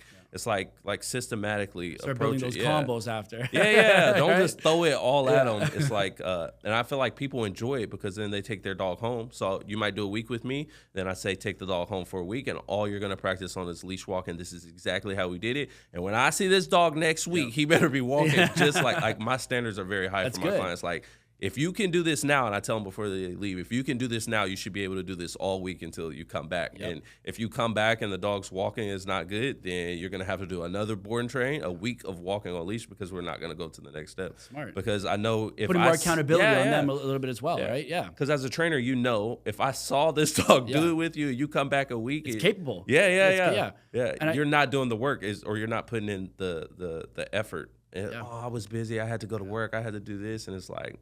But I'll make my training easier, and so say you don't have a lifestyle to train every day like a sport trainer, right? As a pet trainer, I'll come up with a routine with your bowl where you feed the dog, and it's a game, and it's very fast, and it might take you 5 minutes. So before you go to work, you put the food in the bowl. Maybe you heel with the dog, and you keep the bowl next to you to shape the position, and then you feed from the bowl. You snatch the bowl away, build up drive, and do heeling again, or loose leash walking, and you feed, and it becomes a routine for the dog. So that's why I introduce like sport into pet training. It's like I still get tons of rep, and it's still positive. Because I think when you send a dog for a board and train, there's a little bit of if it's like a little bit too heavy on, not heavy on correction, but a lot of corrections involved in a short amount of time. You don't get the flashy behavior as a sport dog is going to give you. Like our dogs look good, their tails wagging, their ears are up, they're prancing. Because they're loving the game. Right? But if you have to do a month straight of correction, that dog maybe isn't going to love that game. And I want my pets to look the same way, or else I'm not fulfilled. Like, I don't want to just train a dog that's just lazy and laying around and can sit here slow. Because then at the end of the day, again, that's like we're saying about the best referral is a well-trained dog. That dog is going to be, whether you like it or not, a reflection of you. Absolutely. Right? And they're like, oh, yeah, this dog was trained by Chris. And if you're not happy with where that dog's at, oh, don't mention me. You know what I mean? Don't tag me in that video. That's funny. But yeah, you know what? I think one tip I picked up as well, like in terms of, we were talking about the head positioning, is instead of rewarding them, kind of like it's having the treat under the armpit or having it and like kind of dropping it like that. So that's one thing I've been trying to implement a little bit. But just getting those little details kind of on point. And I know you said at the beginning, when you kind of started off, you started by just like going to the park and putting your videos on YouTube and stuff, especially since like how dog training has evolved and social media has evolved and stuff since then. What do you think maybe the role of like social media, YouTube, the internet and stuff, even like community, like just other dog trainers, how do you feel like, you know, the role of that plays in terms of like training and like building a business, a training business? Oh, it's huge. Yeah. I would have probably nothing if I didn't have a social media. But I'm not good at tech, like being on a computer. And I always wanted to build a website. I tried myself. I probably got like a paragraph in and a couple pictures, and I keep like stopping. Oh, I'll do it later. So for a long time, it was referrals. Like you do a good job, and they refer you to a client. But now we have like, you have YouTube, you have Patreon, you have Instagram, and that's where I get most of my clientele from is Instagram. And it's like just being myself and post what I want, and actually giving away free stuff and tips on how to do things has helped like push me in different places. Because people find value from your account, right? That's how I got here. Actually, that's how I'm in Canada right now. Is if it wasn't for Instagram, but it's very important to be able to show off your work, what you can do. You know, there's a big push these days from mostly positive only trainers. Trying to ban certain tools, certain methods, and then again, it's not calling it out, but like you see sometimes like. Zach George and this person going back and forth. And one of the main critiques is like, well, why don't you have any videos on your page showing you working with aggressive dogs or showing you, whatever. And, do you think it's important when you go to a trainer's page, do you think it's important to see like their work or like how 100%. Important do you think that is? Yes. Yeah, 100%. And it's hard. It's hard because even like if you look at my social media, I'll be on a roll and I'll just be putting out a bunch of content and then I disappear for a couple months. It's stressful. It would be cool if someone could edit for me if you're out there. Find me. Hit them up. And we're building courses right now. So Susie does my managing, and she's put together, she's great. She put together courses for me, and my buddy Carl does all the filming. So we're gonna have everything edited and like one-stop shop where I don't ever have to work again. I lost train of thought. Got into my feelings for a second. I'll send me that course when it's out. I'll sign up. I'll be a customer. Yeah, if you can't see it, these people might say like they're doing positive things, but okay, an IGP, right? You get scored in sport. You get scored on your dog's demeanor. If the dog's tail is tucking a little bit when you're doing healing, if the dog's ears are starting to go back a little bit, and what they'll say when they critique you, they say, okay, well, we took points off of your healing because the dog's tail was here or his ears was back. This indicates the dog that this was taught with pressure, or maybe it was unfair and this was taught with a little bit too much pressure, and we can tell in the training. They can tell all that from wow. So when I see a video and it says it's someone that's like, you say you're force free, right, or you're positive only, and I see the behaviors from the dog, it's a clear sign that you don't have to study. I look and I go, oh, you taught this a certain way because this is the reaction you get. If it was really force free, this dog would be a lot more happy. Like if it was very positive, the dog would be a little bit more happy, but he would be a little bit more out of control because of the structure, I think. But I did years of positive. I did a couple years of positive only training. No e-collar, no leash at all, and it helps a lot with like figuring out what the problem is, because with the e-collar, the dog does something, you can correct it. It can be a little bit of a crutch. Yeah, it could be a crutch. So when things are like, when I think things are good, or if I see problems like I don't like my dog's doing it, I take the e-collar off for a couple weeks, maybe a month, and then I go into training and I see where the dog's training really is. And I'll do it at parks. Kind of like troubleshoot the issue. Yeah, bit, and I go, oh, he can't do this, and I don't have that e-collar on him, so I can't correct it. And then you see the dog's real reaction, and you go, oh, man, there's a hole right here. And it might be something simple as like, going back to engagement, and these are dogs that are already titled, right? So they're already doing sports, so they're nice and they have obedience. But you take off the leash, and maybe from the start you take it off, and now the dog's checking out, looking around, maybe wants to sniff. And I think that's one of the main critiques from the positive only side is, oh, your dog's only doing it because you have that collar. What if you take off the collar? Will it still listen? Yeah. Right? And I think that just goes into layering and proofing the behavior and stuff, right? But what would you say to maybe positive only trainers who say you can accomplish the same results without using pressure, force, tools? Like, do you think that's possible? And maybe what would you kind of respond to people who have that mindset? If you're out there, I will pay you top dollar to train me to be able to do it force free. I love honestly, I think whose podcast was it? I think I was watching Ivan. And he was talking to Susan Garrett, I think, and he said like, if you can not convince me, I'm paraphrasing, but I'm going to butcher it a little bit. But basically, he was saying like, if you can show me that I can accomplish the same result using positive only, I'll use positive only. Right? I just don't know that it's possible. And come, we'll train together for a week. Let's do it. Show me what you do. And I think that's where.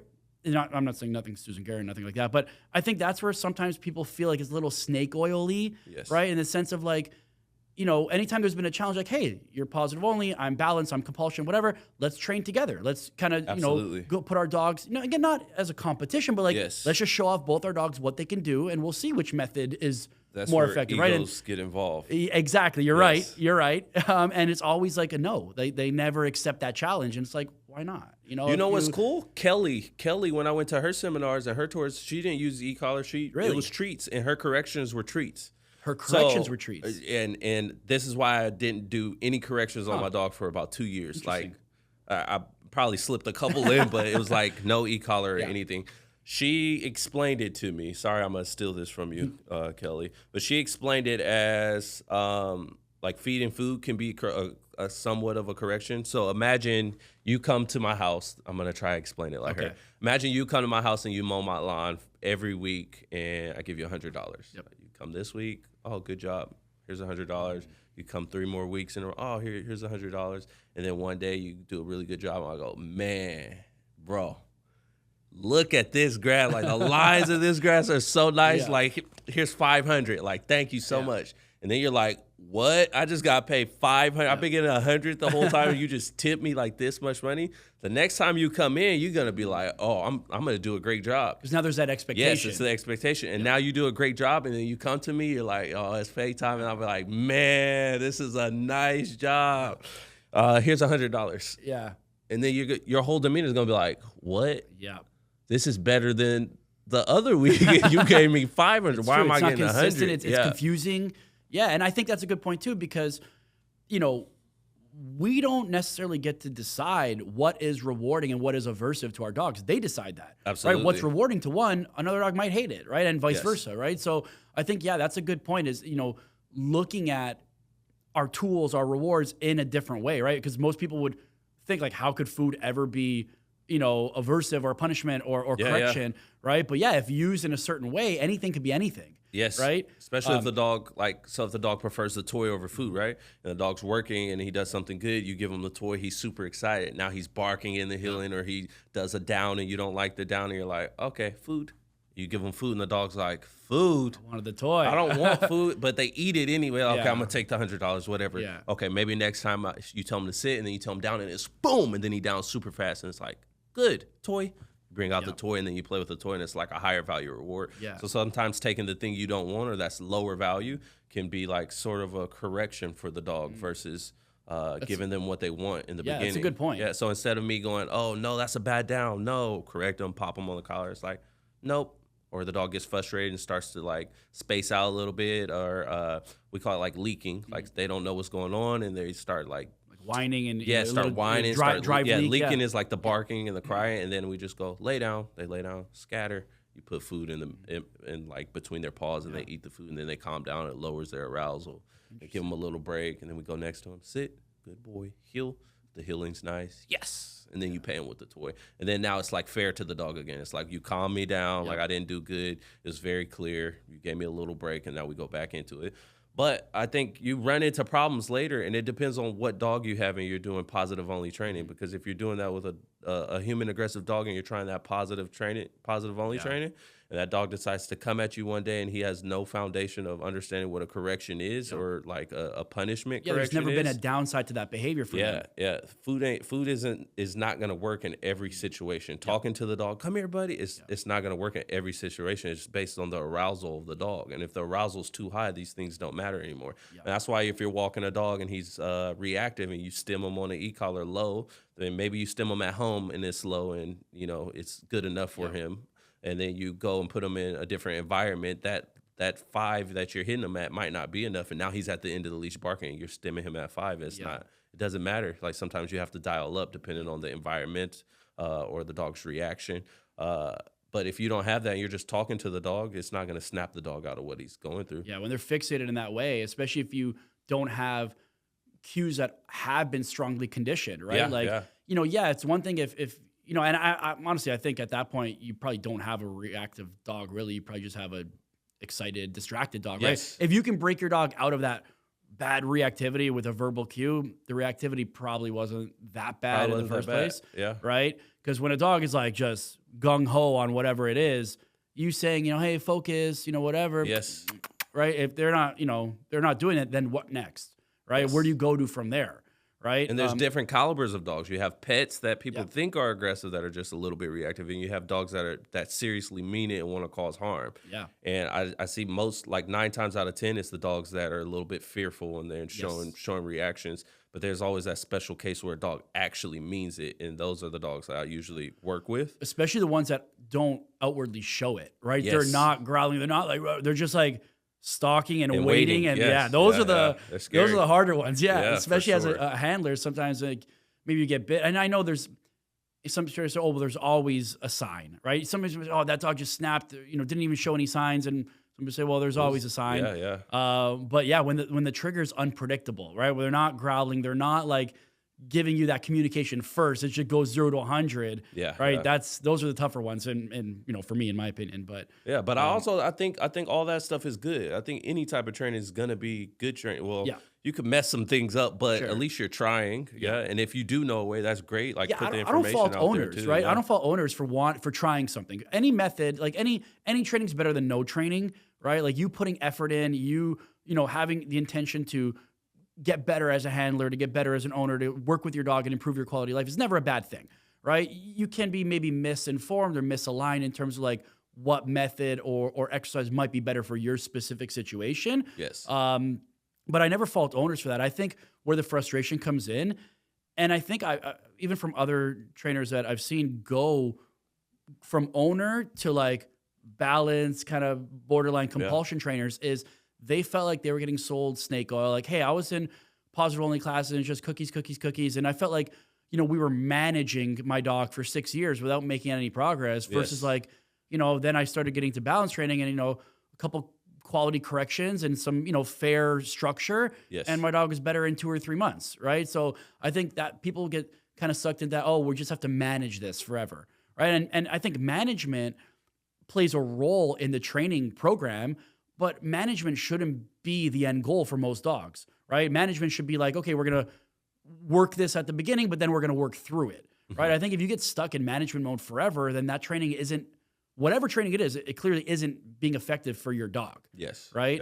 There's a 1%er though that you're going to have to manage forever. Yeah, oh, for sure. And I was actually just going to bring that up. Like there are dogs that maybe weren't bred, neurological issues, inbreeding, whatever, that are just wired differently, where that dog is going to be in management mode forever. Maybe with an experienced handler, the right house, the right situation, you can manage it and it can live a life and be fine. But there are dogs, and I think that maybe even kind of leads to like, you know, behavioral euthanasia and stuff like that, where there are dogs where just like, this dog is a risk and it will always be a risk. And, you know, even with the right handler, even with the right tools, this dog might redirect on you. It might, you know, it's a risk. And as much as, you know, behavioral euthanasia is kind of like a touchy subject, I think there are times where that is the most responsible thing. I think my problem and a lot of people's problems, I don't want to generalize, speak for other people, but when a positive only trainer, you know, they kind of approach it from this like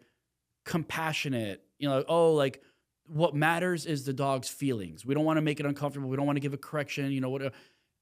But then they're willing to put a dog down versus just making it uncomfortable for a minute and giving it a correction, right? Like at that point, you got to stop pretending that it's a dog's feelings you care about. It's your own. You don't like how you feel when you give a correction. Nobody does. Nobody likes correcting a dog, right? But it's better that the dog learns this in a controlled way from my e-collar, my leash, rather than having to be put down, rather than getting hit by a car, rather than going on the counter surfing on the stove and burning their paws or spilling boiling water on them, you know, whatever, right? The alternative is worse than my correction, right? And that's how I always approach it is if the alternative is worse than my correction, then in my mind, I'm using an appropriate amount of aversive. I'm not overdoing it, right? But yeah, I think, you know, if you're not willing to try every tool, every method before just writing a dog off, that's where I have a problem with behavioral euthanasia. Right. But, and I think it's unfortunately getting more common. And we even see this from vets. And I know, you know, I'm not picking on vets, but how many times like I'll get a client, oh yeah, my 8-month-old puppy is so excited. And the vet prescribed him stuff to, you know, medication to calm him down. I'm like, dude, your dog doesn't need medication. It needs training. It needs structure. It needs to learn how to be calm. Like your 8-month puppy does not need medication in most situations, right? I never give them the medication when they no. Again, I'm not trying to. There's exceptions, sure. There's exceptions to every rule, but in general, your 9-month puppy needs training, not medication. Okay. And so I just want to. I'm going to get flack for that one. That's fine. I'm ready for it. That's a way of suppressing too. Medication. It is. Yeah. Again, that's a management technique, but that's not the end goal. Like you want to give your dog this pill every day for the next 10 years? Like, no, nobody wants to do that. What I think is cool, but no, I hear what you're saying. What I don't like about the euthanization is, or what I'm against is rehoming certain dogs when I know they have a history of biting, especially when it comes to kids and like they have multiple bites. And then people have the audacity to ask me to help them rehome the dog. I absolutely cannot stand it. Because now you're putting someone else in risk, and the next person is gonna like they don't know the dog, and they're walking into something. It's unfair to them. It's unfair to them. It's unfair to the dog. It's unfair to everyone. I can't stand it. But on another subject, for the corrections, I can correct my dog, and my dog's gonna think it's a great day. He does like the way I correct. It's not gonna damage your relationship. Not at all. If anything, is they don't consider it to be so much of a correction. So when I correct, like say we're doing healing and I don't like something in the healing, or say you bark at somebody or whatever the case is, I correct my dog. And in the beginning, I would take things personal, right? Ego. I wouldn't say but it's I guess you can call it ego, frustration. Sure. I would stem the dog and I would make it a big deal. And it's like, hey, no, stop, heal. Then I'm healing for it and I'm pissed off because now I'm having a bad day because you're not listening during training. And it would show so much in the dog's healing. Now the dog like looking at you a little weird. That was how I corrected early on from like when I was growing up, there was a lot of compulsion in sports, at least from some of the sport trainers. It was always a top, like a different tier of trainers that like Oscar was like, he knew how to actually like train a dog without having to like overdo things. I'm going off topic. No, you're good. But now, like, instead of correcting the dog and keeping a grudge between the dog, right now I can, if I don't like something, I can go, no, heal, and I can correct. Good boy, very nice, my boy. And then I'm healing, and everything's back to normal. And the dog's just like, and their tail is just going fast. So my corrections are like, I don't let the dog stay in his feelings for long. I don't make it a personal just guidance, thing. right? You're just guiding them. And, it's like, no, I correct you. No, good boy. As soon as you do it the right way, it's good. I use my markers to help bring you out of it. So if you're doing something wrong and I don't like it, I'm correcting you. I might be continuously holding stim, but as soon as you do the behavior or you stop doing the behavior I don't like, good. Yes, that's my boy. And then the dog's like, boom, that's the answer. I just don't do this anymore. Yeah. It's very black and white. It's very clear what I want you to do, what I don't want you to do, what's not accepted or accepted. And we also use the e-collar for more than just corrections. The e-collar can be a go button. I was just going to say, a lot of people associate the e-collar just with correction, but actually one of my previous guests was saying that she's like, I almost never use it for corrections. I use it as a gas pedal. Yeah, right? Absolutely. And I think people maybe don't, it's the same as we were saying, like, people don't think you could use food as correction. I think people also don't think you could use an e-collar as a motivator, as like in a good way. You know what I mean? Yeah. And I think, it's just the nuances of like all these different tools and kind of how to go about using them. Yeah, my dogs see the e-collar and they're excited. Run up to me and they're like, put it on. They're like jumping up, trying to slide it on. It's like a police dog. They know that when that vest comes out, like, okay, I'm going into game mode, right? We're about to play our game here. Right? It's a little bit of like pre-macking, right? Where they start to associate every time this happens, then this comes next. 100%. Right? Yes. And that could be used for us. It could be used against us, right? But it can be really helpful in that way. And if you condition it and build a good association to it, then there's no reason why, it can't be a helpful tool. Yeah, it's how you're correcting, why you're correcting. Because I guarantee, even if you're like a compulsion trainer, let's say you're a compulsion trainer, you have a board and train, ain't no way you're gonna be okay with that dog going home looking shut down. Sure. It's no way. Yep.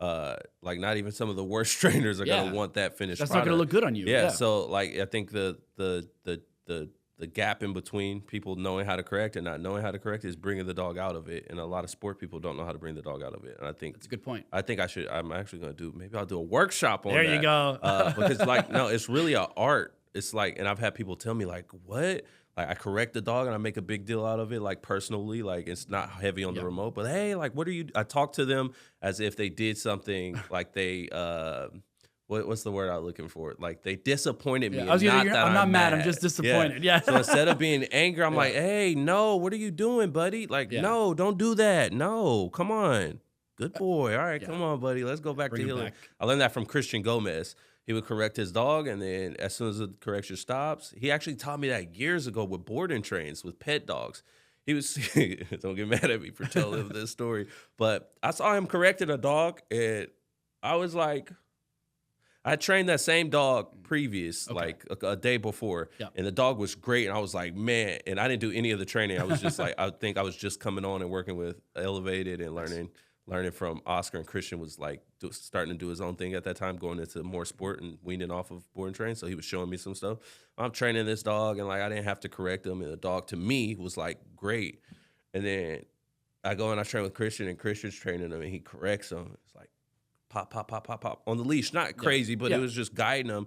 And I was just like, bro, the dog, he's nice already. You don't have to do that. And when I saw the effects from the way he corrected and how he talked to the dog, and like he was teaching him a flip heel. So he was standing against a wall and he was pulling the dog into a heel and he's popping the leash, pop, pop, pop. And the dog zooms past super fast and comes into the heel. He's like, yes, that's my boy. Very nice. And the dog's like, first he was like a nervy dog. He was kind of looking, and then Christian starts praising him, and then the dog's shaking his tail. And I'm like, how are you like, you're in the dog's head right now. This dog is getting corrected, but he looks like everything is fine.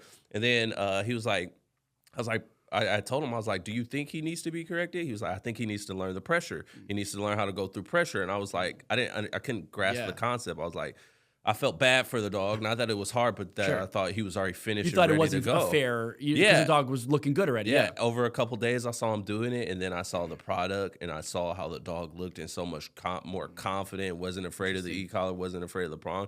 It's like he just didn't let the dog sit in his fear. He like pushed him through and guided him through with the leash, and then the dog was totally okay. And I wasn't able to pick up on that for years. It might have been like 4 years after where I was like doing something with the dog, and then I saw Christian again, saw him doing it still, but it was like way more advanced, and I was just like, oh, remember he was doing that. And then something clicked, and then I can remember the conversations, and it finally pieced in. Sometimes you get information, you're not ready for it. Sure. And then years later, you remember, and then it clicks, and you're like, why haven't I been doing that? And then, so that's why I learned it from it. Now, like, I can correct my dogs, and I know how not to let it get to like I don't get frustrated anymore, because at the end of the day, if I correct you, I want to go back to healing, and I want you to look great, and I want to have a good time, because I love training. I'm not doing it for points. Like, I do it because I genuinely love this. And if I correct you and you shut down and now we do healing, you're going to look sloppy, and it's no longer fun for either one of us. So for me, it's not a big deal. It's like, hey, like, get this over. Hey, don't do that. Come on, buddy, heal. That's what I want. And everything's good. And my sessions go great. And I'm happy. To that point, how important do you think, handler, owner, whoever's working the dog, your energy while working the dog, right? Yes. Because I think there's a lot of people that, I don't know if maybe it's just too like nonchalant, like they want, too cool for school. Like, even if they do praise, like, good boy, it's like, that's not fun. You don't gotta, good boy. Okay. Having that very clear, like, don't do that. And then, okay.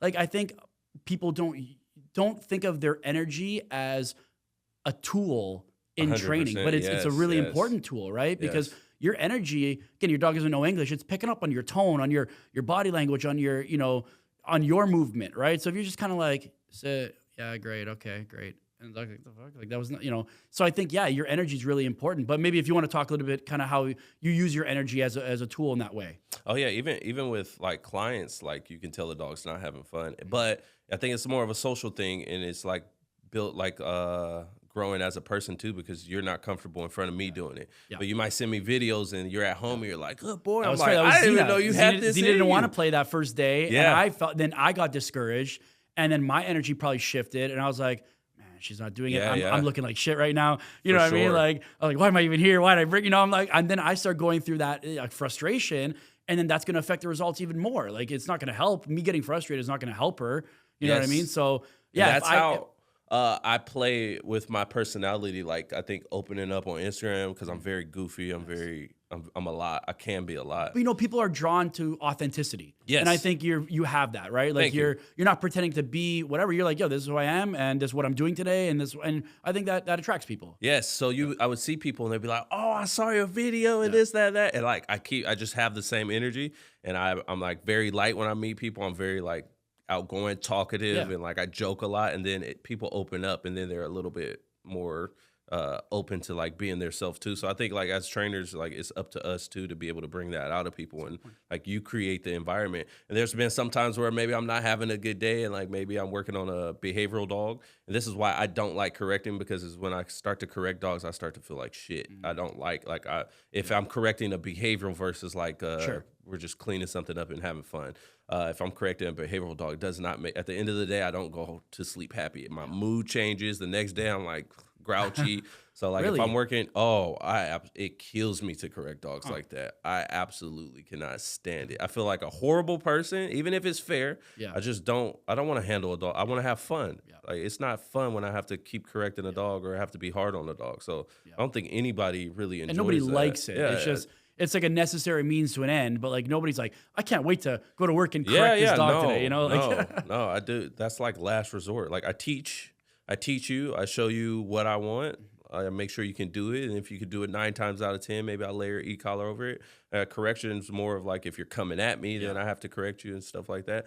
But to say I'll be in a session like this and I'll start to see my mood change. And then I'm looking at the owner, I hand him the leash, and then the owner's like, and it's like my mood is now affected. Well, his mood was already probably low. Fair. He came because he had problems. So now his mood is still low and I'm low. And then I'm just like, sometimes I'll even be working the dog and I'll be like, and the dog will be like mopey. And I'm like, fuck. Well, you're big on using play to bring that energy out as well, right? Like, and then you're big on play. So I'll stop myself and I'll be like, and I'll say it out loud too in front of the client. I'll be like, it's me. I'm like, it's my energy. And then I'll be like, come on, man, that's my point. And then the dog looks up, he's like, oh, you're awake today? Very you're nice. Having fun. All right, I'm having fun too. A lot of times you can snap them out of it, and then it's cool for the owners to see that moment, because then the owners are like, what? Then I'll hand the leash over, and I'll be like, try it. I was like, try to be a little bit more happy. Maybe we need to do a little bit more break in place, because you can be the best trainer you want, but you can forget things, and you can like start thinking a little bit too much, start trying to fix things and not realizing your demeanor, Yeah, all of that plays a big part in it. Energy is like, and that's how I can, like I said, I can correct the dog and keep my energy high, and the dog's healing will be nice, even though he got corrected. Yeah. And I wouldn't even say it's Yeah, correction. it's not the end of the world. It's just guidance. Exactly. Guidance. It's communication. Maybe I won't say just communicating. correction, Hey, that was guidance. you veered off course a little bit, right? Yes. Just bring it back this way. Yeah, and that I think it's the same for pet dogs. You have to be involved, but it's just finding the balance and how you correct. But yeah, I use everything for drive. If I want you to get the toy faster, I'll hype you up, I'll hold you back, talk to you, good boy, good boy. Now the dog's amped up, and I speed him up towards the toy. Yeah, everything I do is based off of energy. Yeah. Because even with my dogs that are trained now, if I come out and I'm not having a great day, they're just They're gonna feel that. Yeah, they feel it. Well, I mean, you've been training obviously a really long time. How have you seen the industry maybe change since from where you started to kind of where it is now?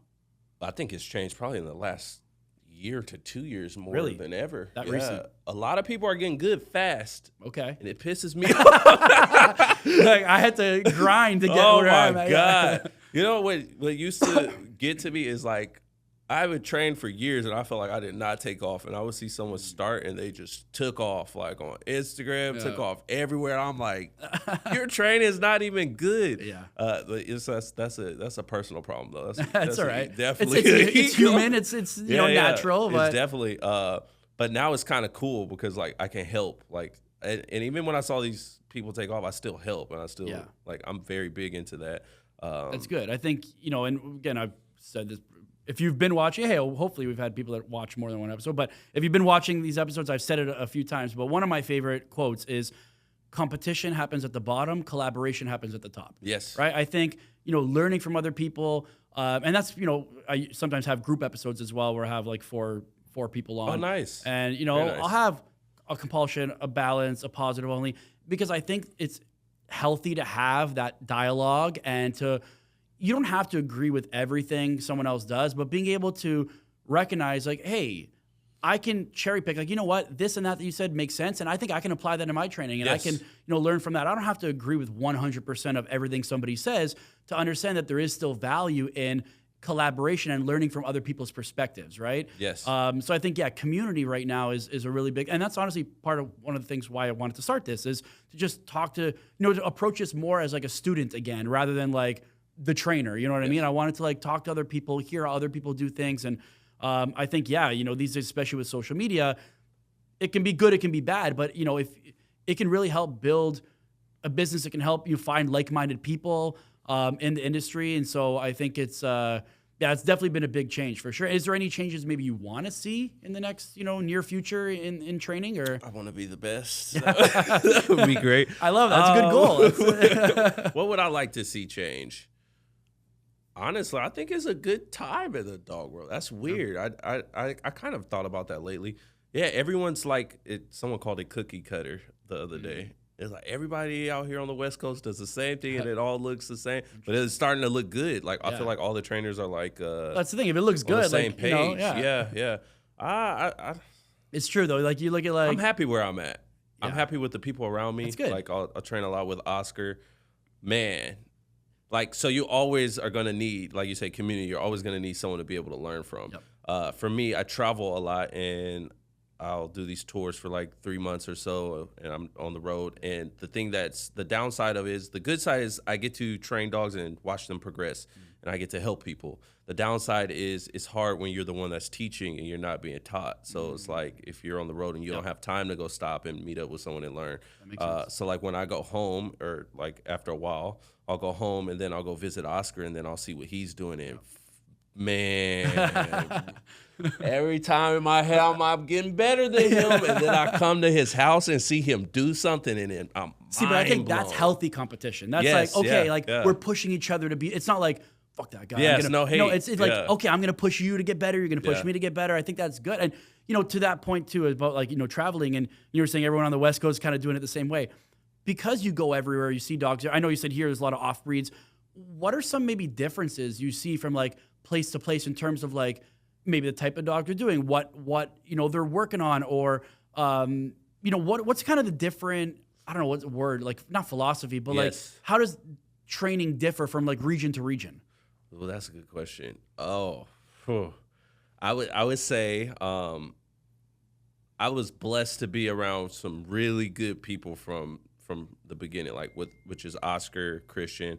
I have another mentor named Yasin. He does like probably one of the best behavioral trainers. And they have the world. Elevated Canine podcast as well, correct? Yes. Or, yeah, I've watched a couple episodes on that. Yeah, it's good. And then Yasin, he's like I said, the best behavioral modification trainer and very good at like building a actual good protection dog. The difference is I've been able to see people that were already ahead of game. Oscar was already like winning IGP championships and doing all this stuff. Christian went to the Worlds with his dog. So I kind of got the good end of the stick. But when I travel, I don't think things are so much different. I think the problems are the same. So if I go, let's say, to Washington and people are having a problem with targeting and, let's say, accessories, I'll go to maybe Idaho, and these are just names. Don't take this against people me. in Idaho. It's all the same. Punching the air right now. It's all it's all the same. It's like the same problems. Yeah. And honestly, I feel like they're behind a bit everywhere I go. Interesting. Yeah, they're behind a bit, and that's because in LA we have so many different trainers everywhere, and everyone is competing against, like you said, healthy competition. Yeah. And the difference is, like, I go to some states and the trainers don't like each other and they won't train together, and it's pretty split. And it might be only 2 or 3 trainers here. Yeah. Then you might go to another state and it might be only 1 trainer there, or it might be a club with no decoys. And it's like they're behind in certain parts because they don't have the access to a wide variety of trainers. And that's why I don't just stick to one person, because if I go see Oscar and I get motivated from him, I'll stay motivated for a while, I'll do the things, but then I need to move on and I need to go learn from someone else because I can't just still, like, and he always told me this: if you try and take what I do and you do exactly what I do and you try and change your whole training style, you're going to get lost. He was like, I was lost for a few years trying to do something someone showed me, and I've completely lost myself. And being around him so much, I felt the same. So I'm losing myself. Like, it was a point in time where I couldn't make a dog down. Really? And I was known for obedience, and I think I got in my head, and I was just trying so much stuff, and like, I was telling dogs sit down, and they would just sit. And I was like, it was like a real problem. I called my friend. I was like, bro, I cannot make this dog a golfer down. Gets like the yips. Where yes, they just there's a case of the yips. It's like, of course, like I could lure, but to get them like not like no cueing, no movement, and just down. It was a period of time where I was like doing great with dogs, and this like my downs were horrible.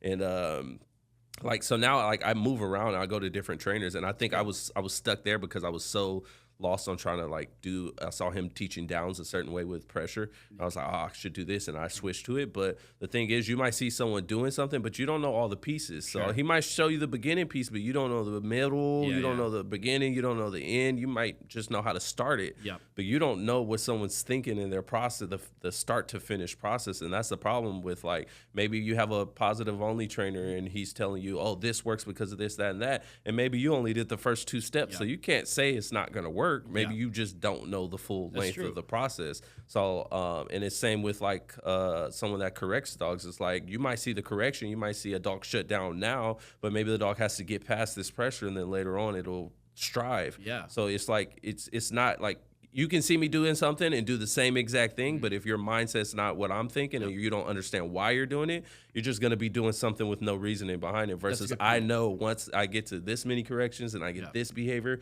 I need to move on right away, or else the dog's going to be stuck in this behavior or be stuck in, like, you know. So I think all of that is different, but being able to be open and like not get into your ego and not be competing against each other, but like I'll go and teach someone something, they teach me something.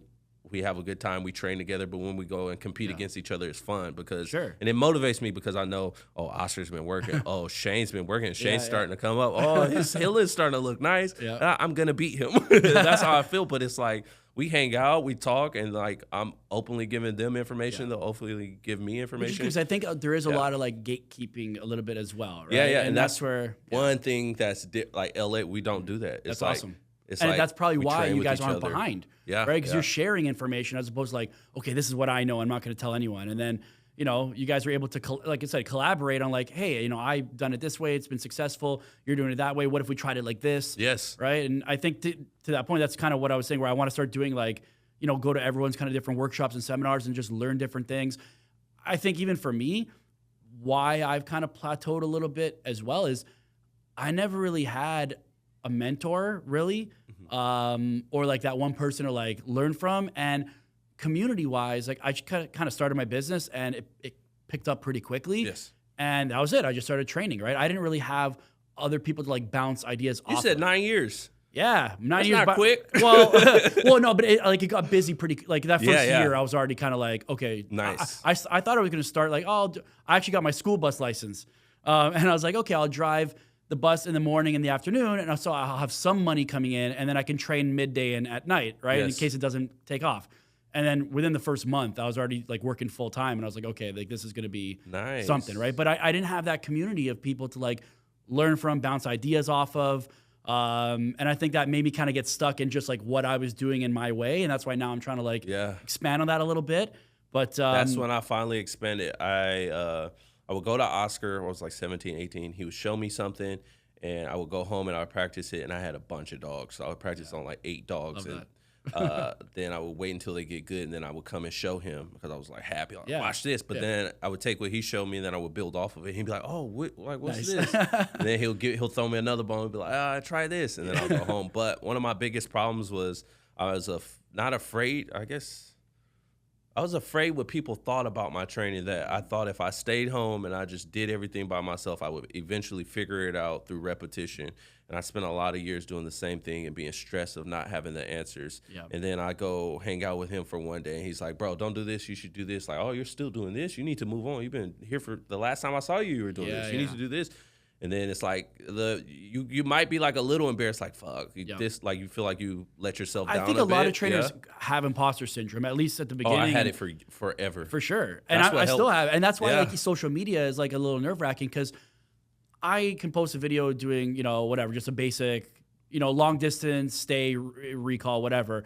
And I know my dog knows, she's good. I never have issues. She's reliable, whatever. But I know a trainer that's on another level is going to look at that like, oh, that's sloppy. Yeah. And I know I'm going to get that like, you're a fucking idiot. You don't know anything. This guy's, and that's honestly what held me back a little bit from starting the podcast a little earlier is I already know I'm going to be getting comments like, oh, this guy's stupid. This guy. And I'm at a point now where I don't really care. Yes. Like whatever I'm comfortable enough in myself that like, not everyone's going to love it, and that's fine. But I also, again, we talk about ego.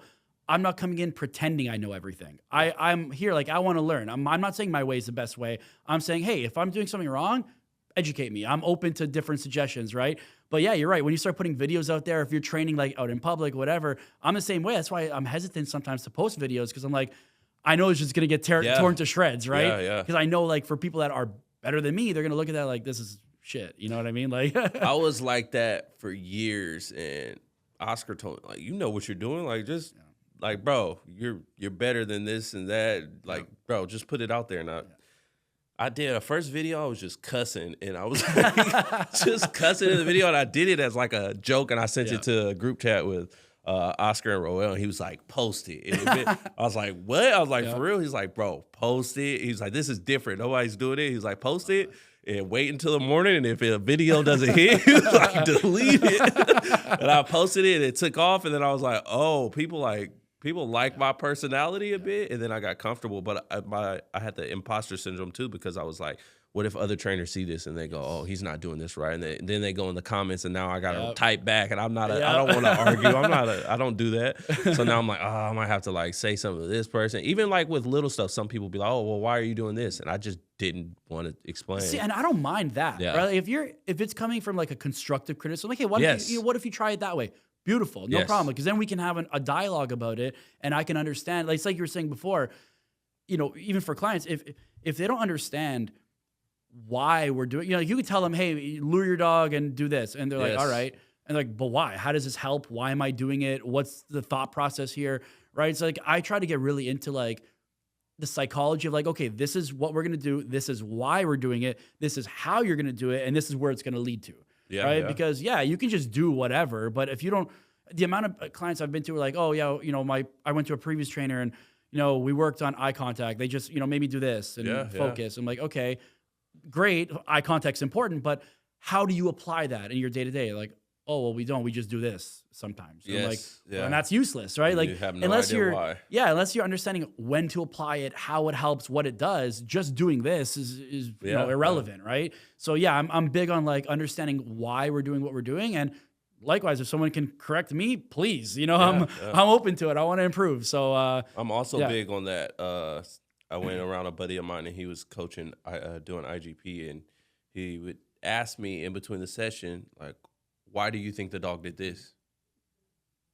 Like, what? He's like, "Well, I think the dog did this because on the previous rep, she corrected him too hard, and now the dog's thinking about the correction. So now not only is it going to mess up the healing, but it's going to mess up the down." Because she corrected him at this time. What she should have done is I would have blah, blah, blah, and fixed this. And then I'm like, so there's reason. And then he would do another rep. And then now I'm like, okay, I need to, like, I don't see what he's seeing. I'm like, okay, now I need to pay attention because he's about to ask me, what do I see? And then he would ask me again. Then I would be like, maybe this. He's like, yes, I think you're right about that. But I also think that this is happening because of that. And then once I saw him talking to people and interact, again, Christian, this is Christian Gomez. When I saw him interacting with people, I was like, what? I'm just telling people what to do. I'm grabbing the leashes. I'm working the dogs for him. I was like, ain't no way I'm this far behind. And I just felt so like it's stressful to see someone else that you think you're doing really good and your head is pumped up and you go around someone and you don't want to talk around them because you see the way they talk and you see they're on another level and it humbles you. And that's like one of the moments for me. So now I'm able to, like, after training with him and seeing how he broke things down to clients, I started actually thinking, why is my dog doing this? How can I fix this? Why is his position that way? Oh, it's because I'm doing this. And then I became more detailed, and that's when my training changed because I had been doing this stuff for years that I was taught. And maybe some of it I was just doing to correct other things and not understanding why I was doing it or not having someone tell me why I was doing it, but just show me something. And then once I started thinking of it that way, it's like all the dots connect, and I'm like, oh, you start thinking I used more to abstract do that about because of that. I should have been doing that. So I could do the same moves now, but understanding the timing and why I'm doing it just made it way different. It's like instead of thinking in one dimensional, thinking like 3 dimensional. It's insane. It doesn't make it's so dumb that something like you're doing something and you don't know why you're doing it. Like, what if someone told you that and you could keep doing the same exact thing and have success, or you keep doing the same thing and be stuck in the same place? It's just a weird thing when the dots connect. That's a good point. What do you got coming up next? What's and then I know you're taking a trip soon. You're gonna have a little break, much deserved, much needed. Yes, I can't wait. The plan's to go to Thailand next week for a couple weeks to do Muay Thai for I think 2 weeks out there. And then I'll finish up. I'll do like a decoy workshop out at home. And then I believe January, I'm going to do a move. I'm going to stay on the road. The plan is to stay on the road for a year. Oh, that's a long a very, very long time. Kudos to you. I wish you well. That's a long tour. It's so I'm thinking of doing I still have a pet business. So I'm thinking of doing the board and trains at home, having my kennel helper maybe move in if he wants to. Yep. And I'll stay on the road. Probably go to the Bay Area, like San Jose area, stay up there for a couple weeks or months, and then Washington, hopefully Idaho. Maybe I'll make it to Canada for a month or so. But yeah, I want to travel and train, and then I want to do the board and trains on the road, at least 2 dogs, and then that way I can take them out because I go hiking and camping a lot. I'll start doing that, and I want to find places to learn from, like trainers in different states that I can learn from, like JPK9 out in San Jose. He's San Jose area. Has some of the best group classes with like 50 dogs at the mall just walking all under control. And these are like behavioral dogs. These are like all type of dogs with different problems, or at least they came with different problems. And he has like mastered like group training and like these behavior modifications. So I'm excited to go down there and learn from him. And then in Seattle, I have a couple of it's actually a big group in Seattle that do PSA. Nice. So I'm excited to help them out with PSA. And then I have a friend, Adam, out there that trains. So I'll be out there training with him. And, very cool. Awesome. And same thing with Idaho. Yeah. I just want to travel everywhere. But the difference is when I'm usually on the road, I travel for a couple days or I get there and I'm there for 2 days and then I'm back on the road, and that's not fun. So I feel like I can make a bigger difference if I'm actually staying in these places for a little bit longer, and then I can make a bigger difference. Because like I said, it was very rewarding seeing some of the people's progress. So I'm like, if I could stay and help club for like a month, I think that'll be more satisfied to stick to these people, and then maybe I'll do those 3 places, and then I'll start over at San Jose again, and then I'll go through again, and then maybe I'll make my way back down to LA and train with Oscar for a while. You got a good system worked out there. You got a lot. You got a lot on the go. I mean, you're always. That's always been my fear, is to be homeless.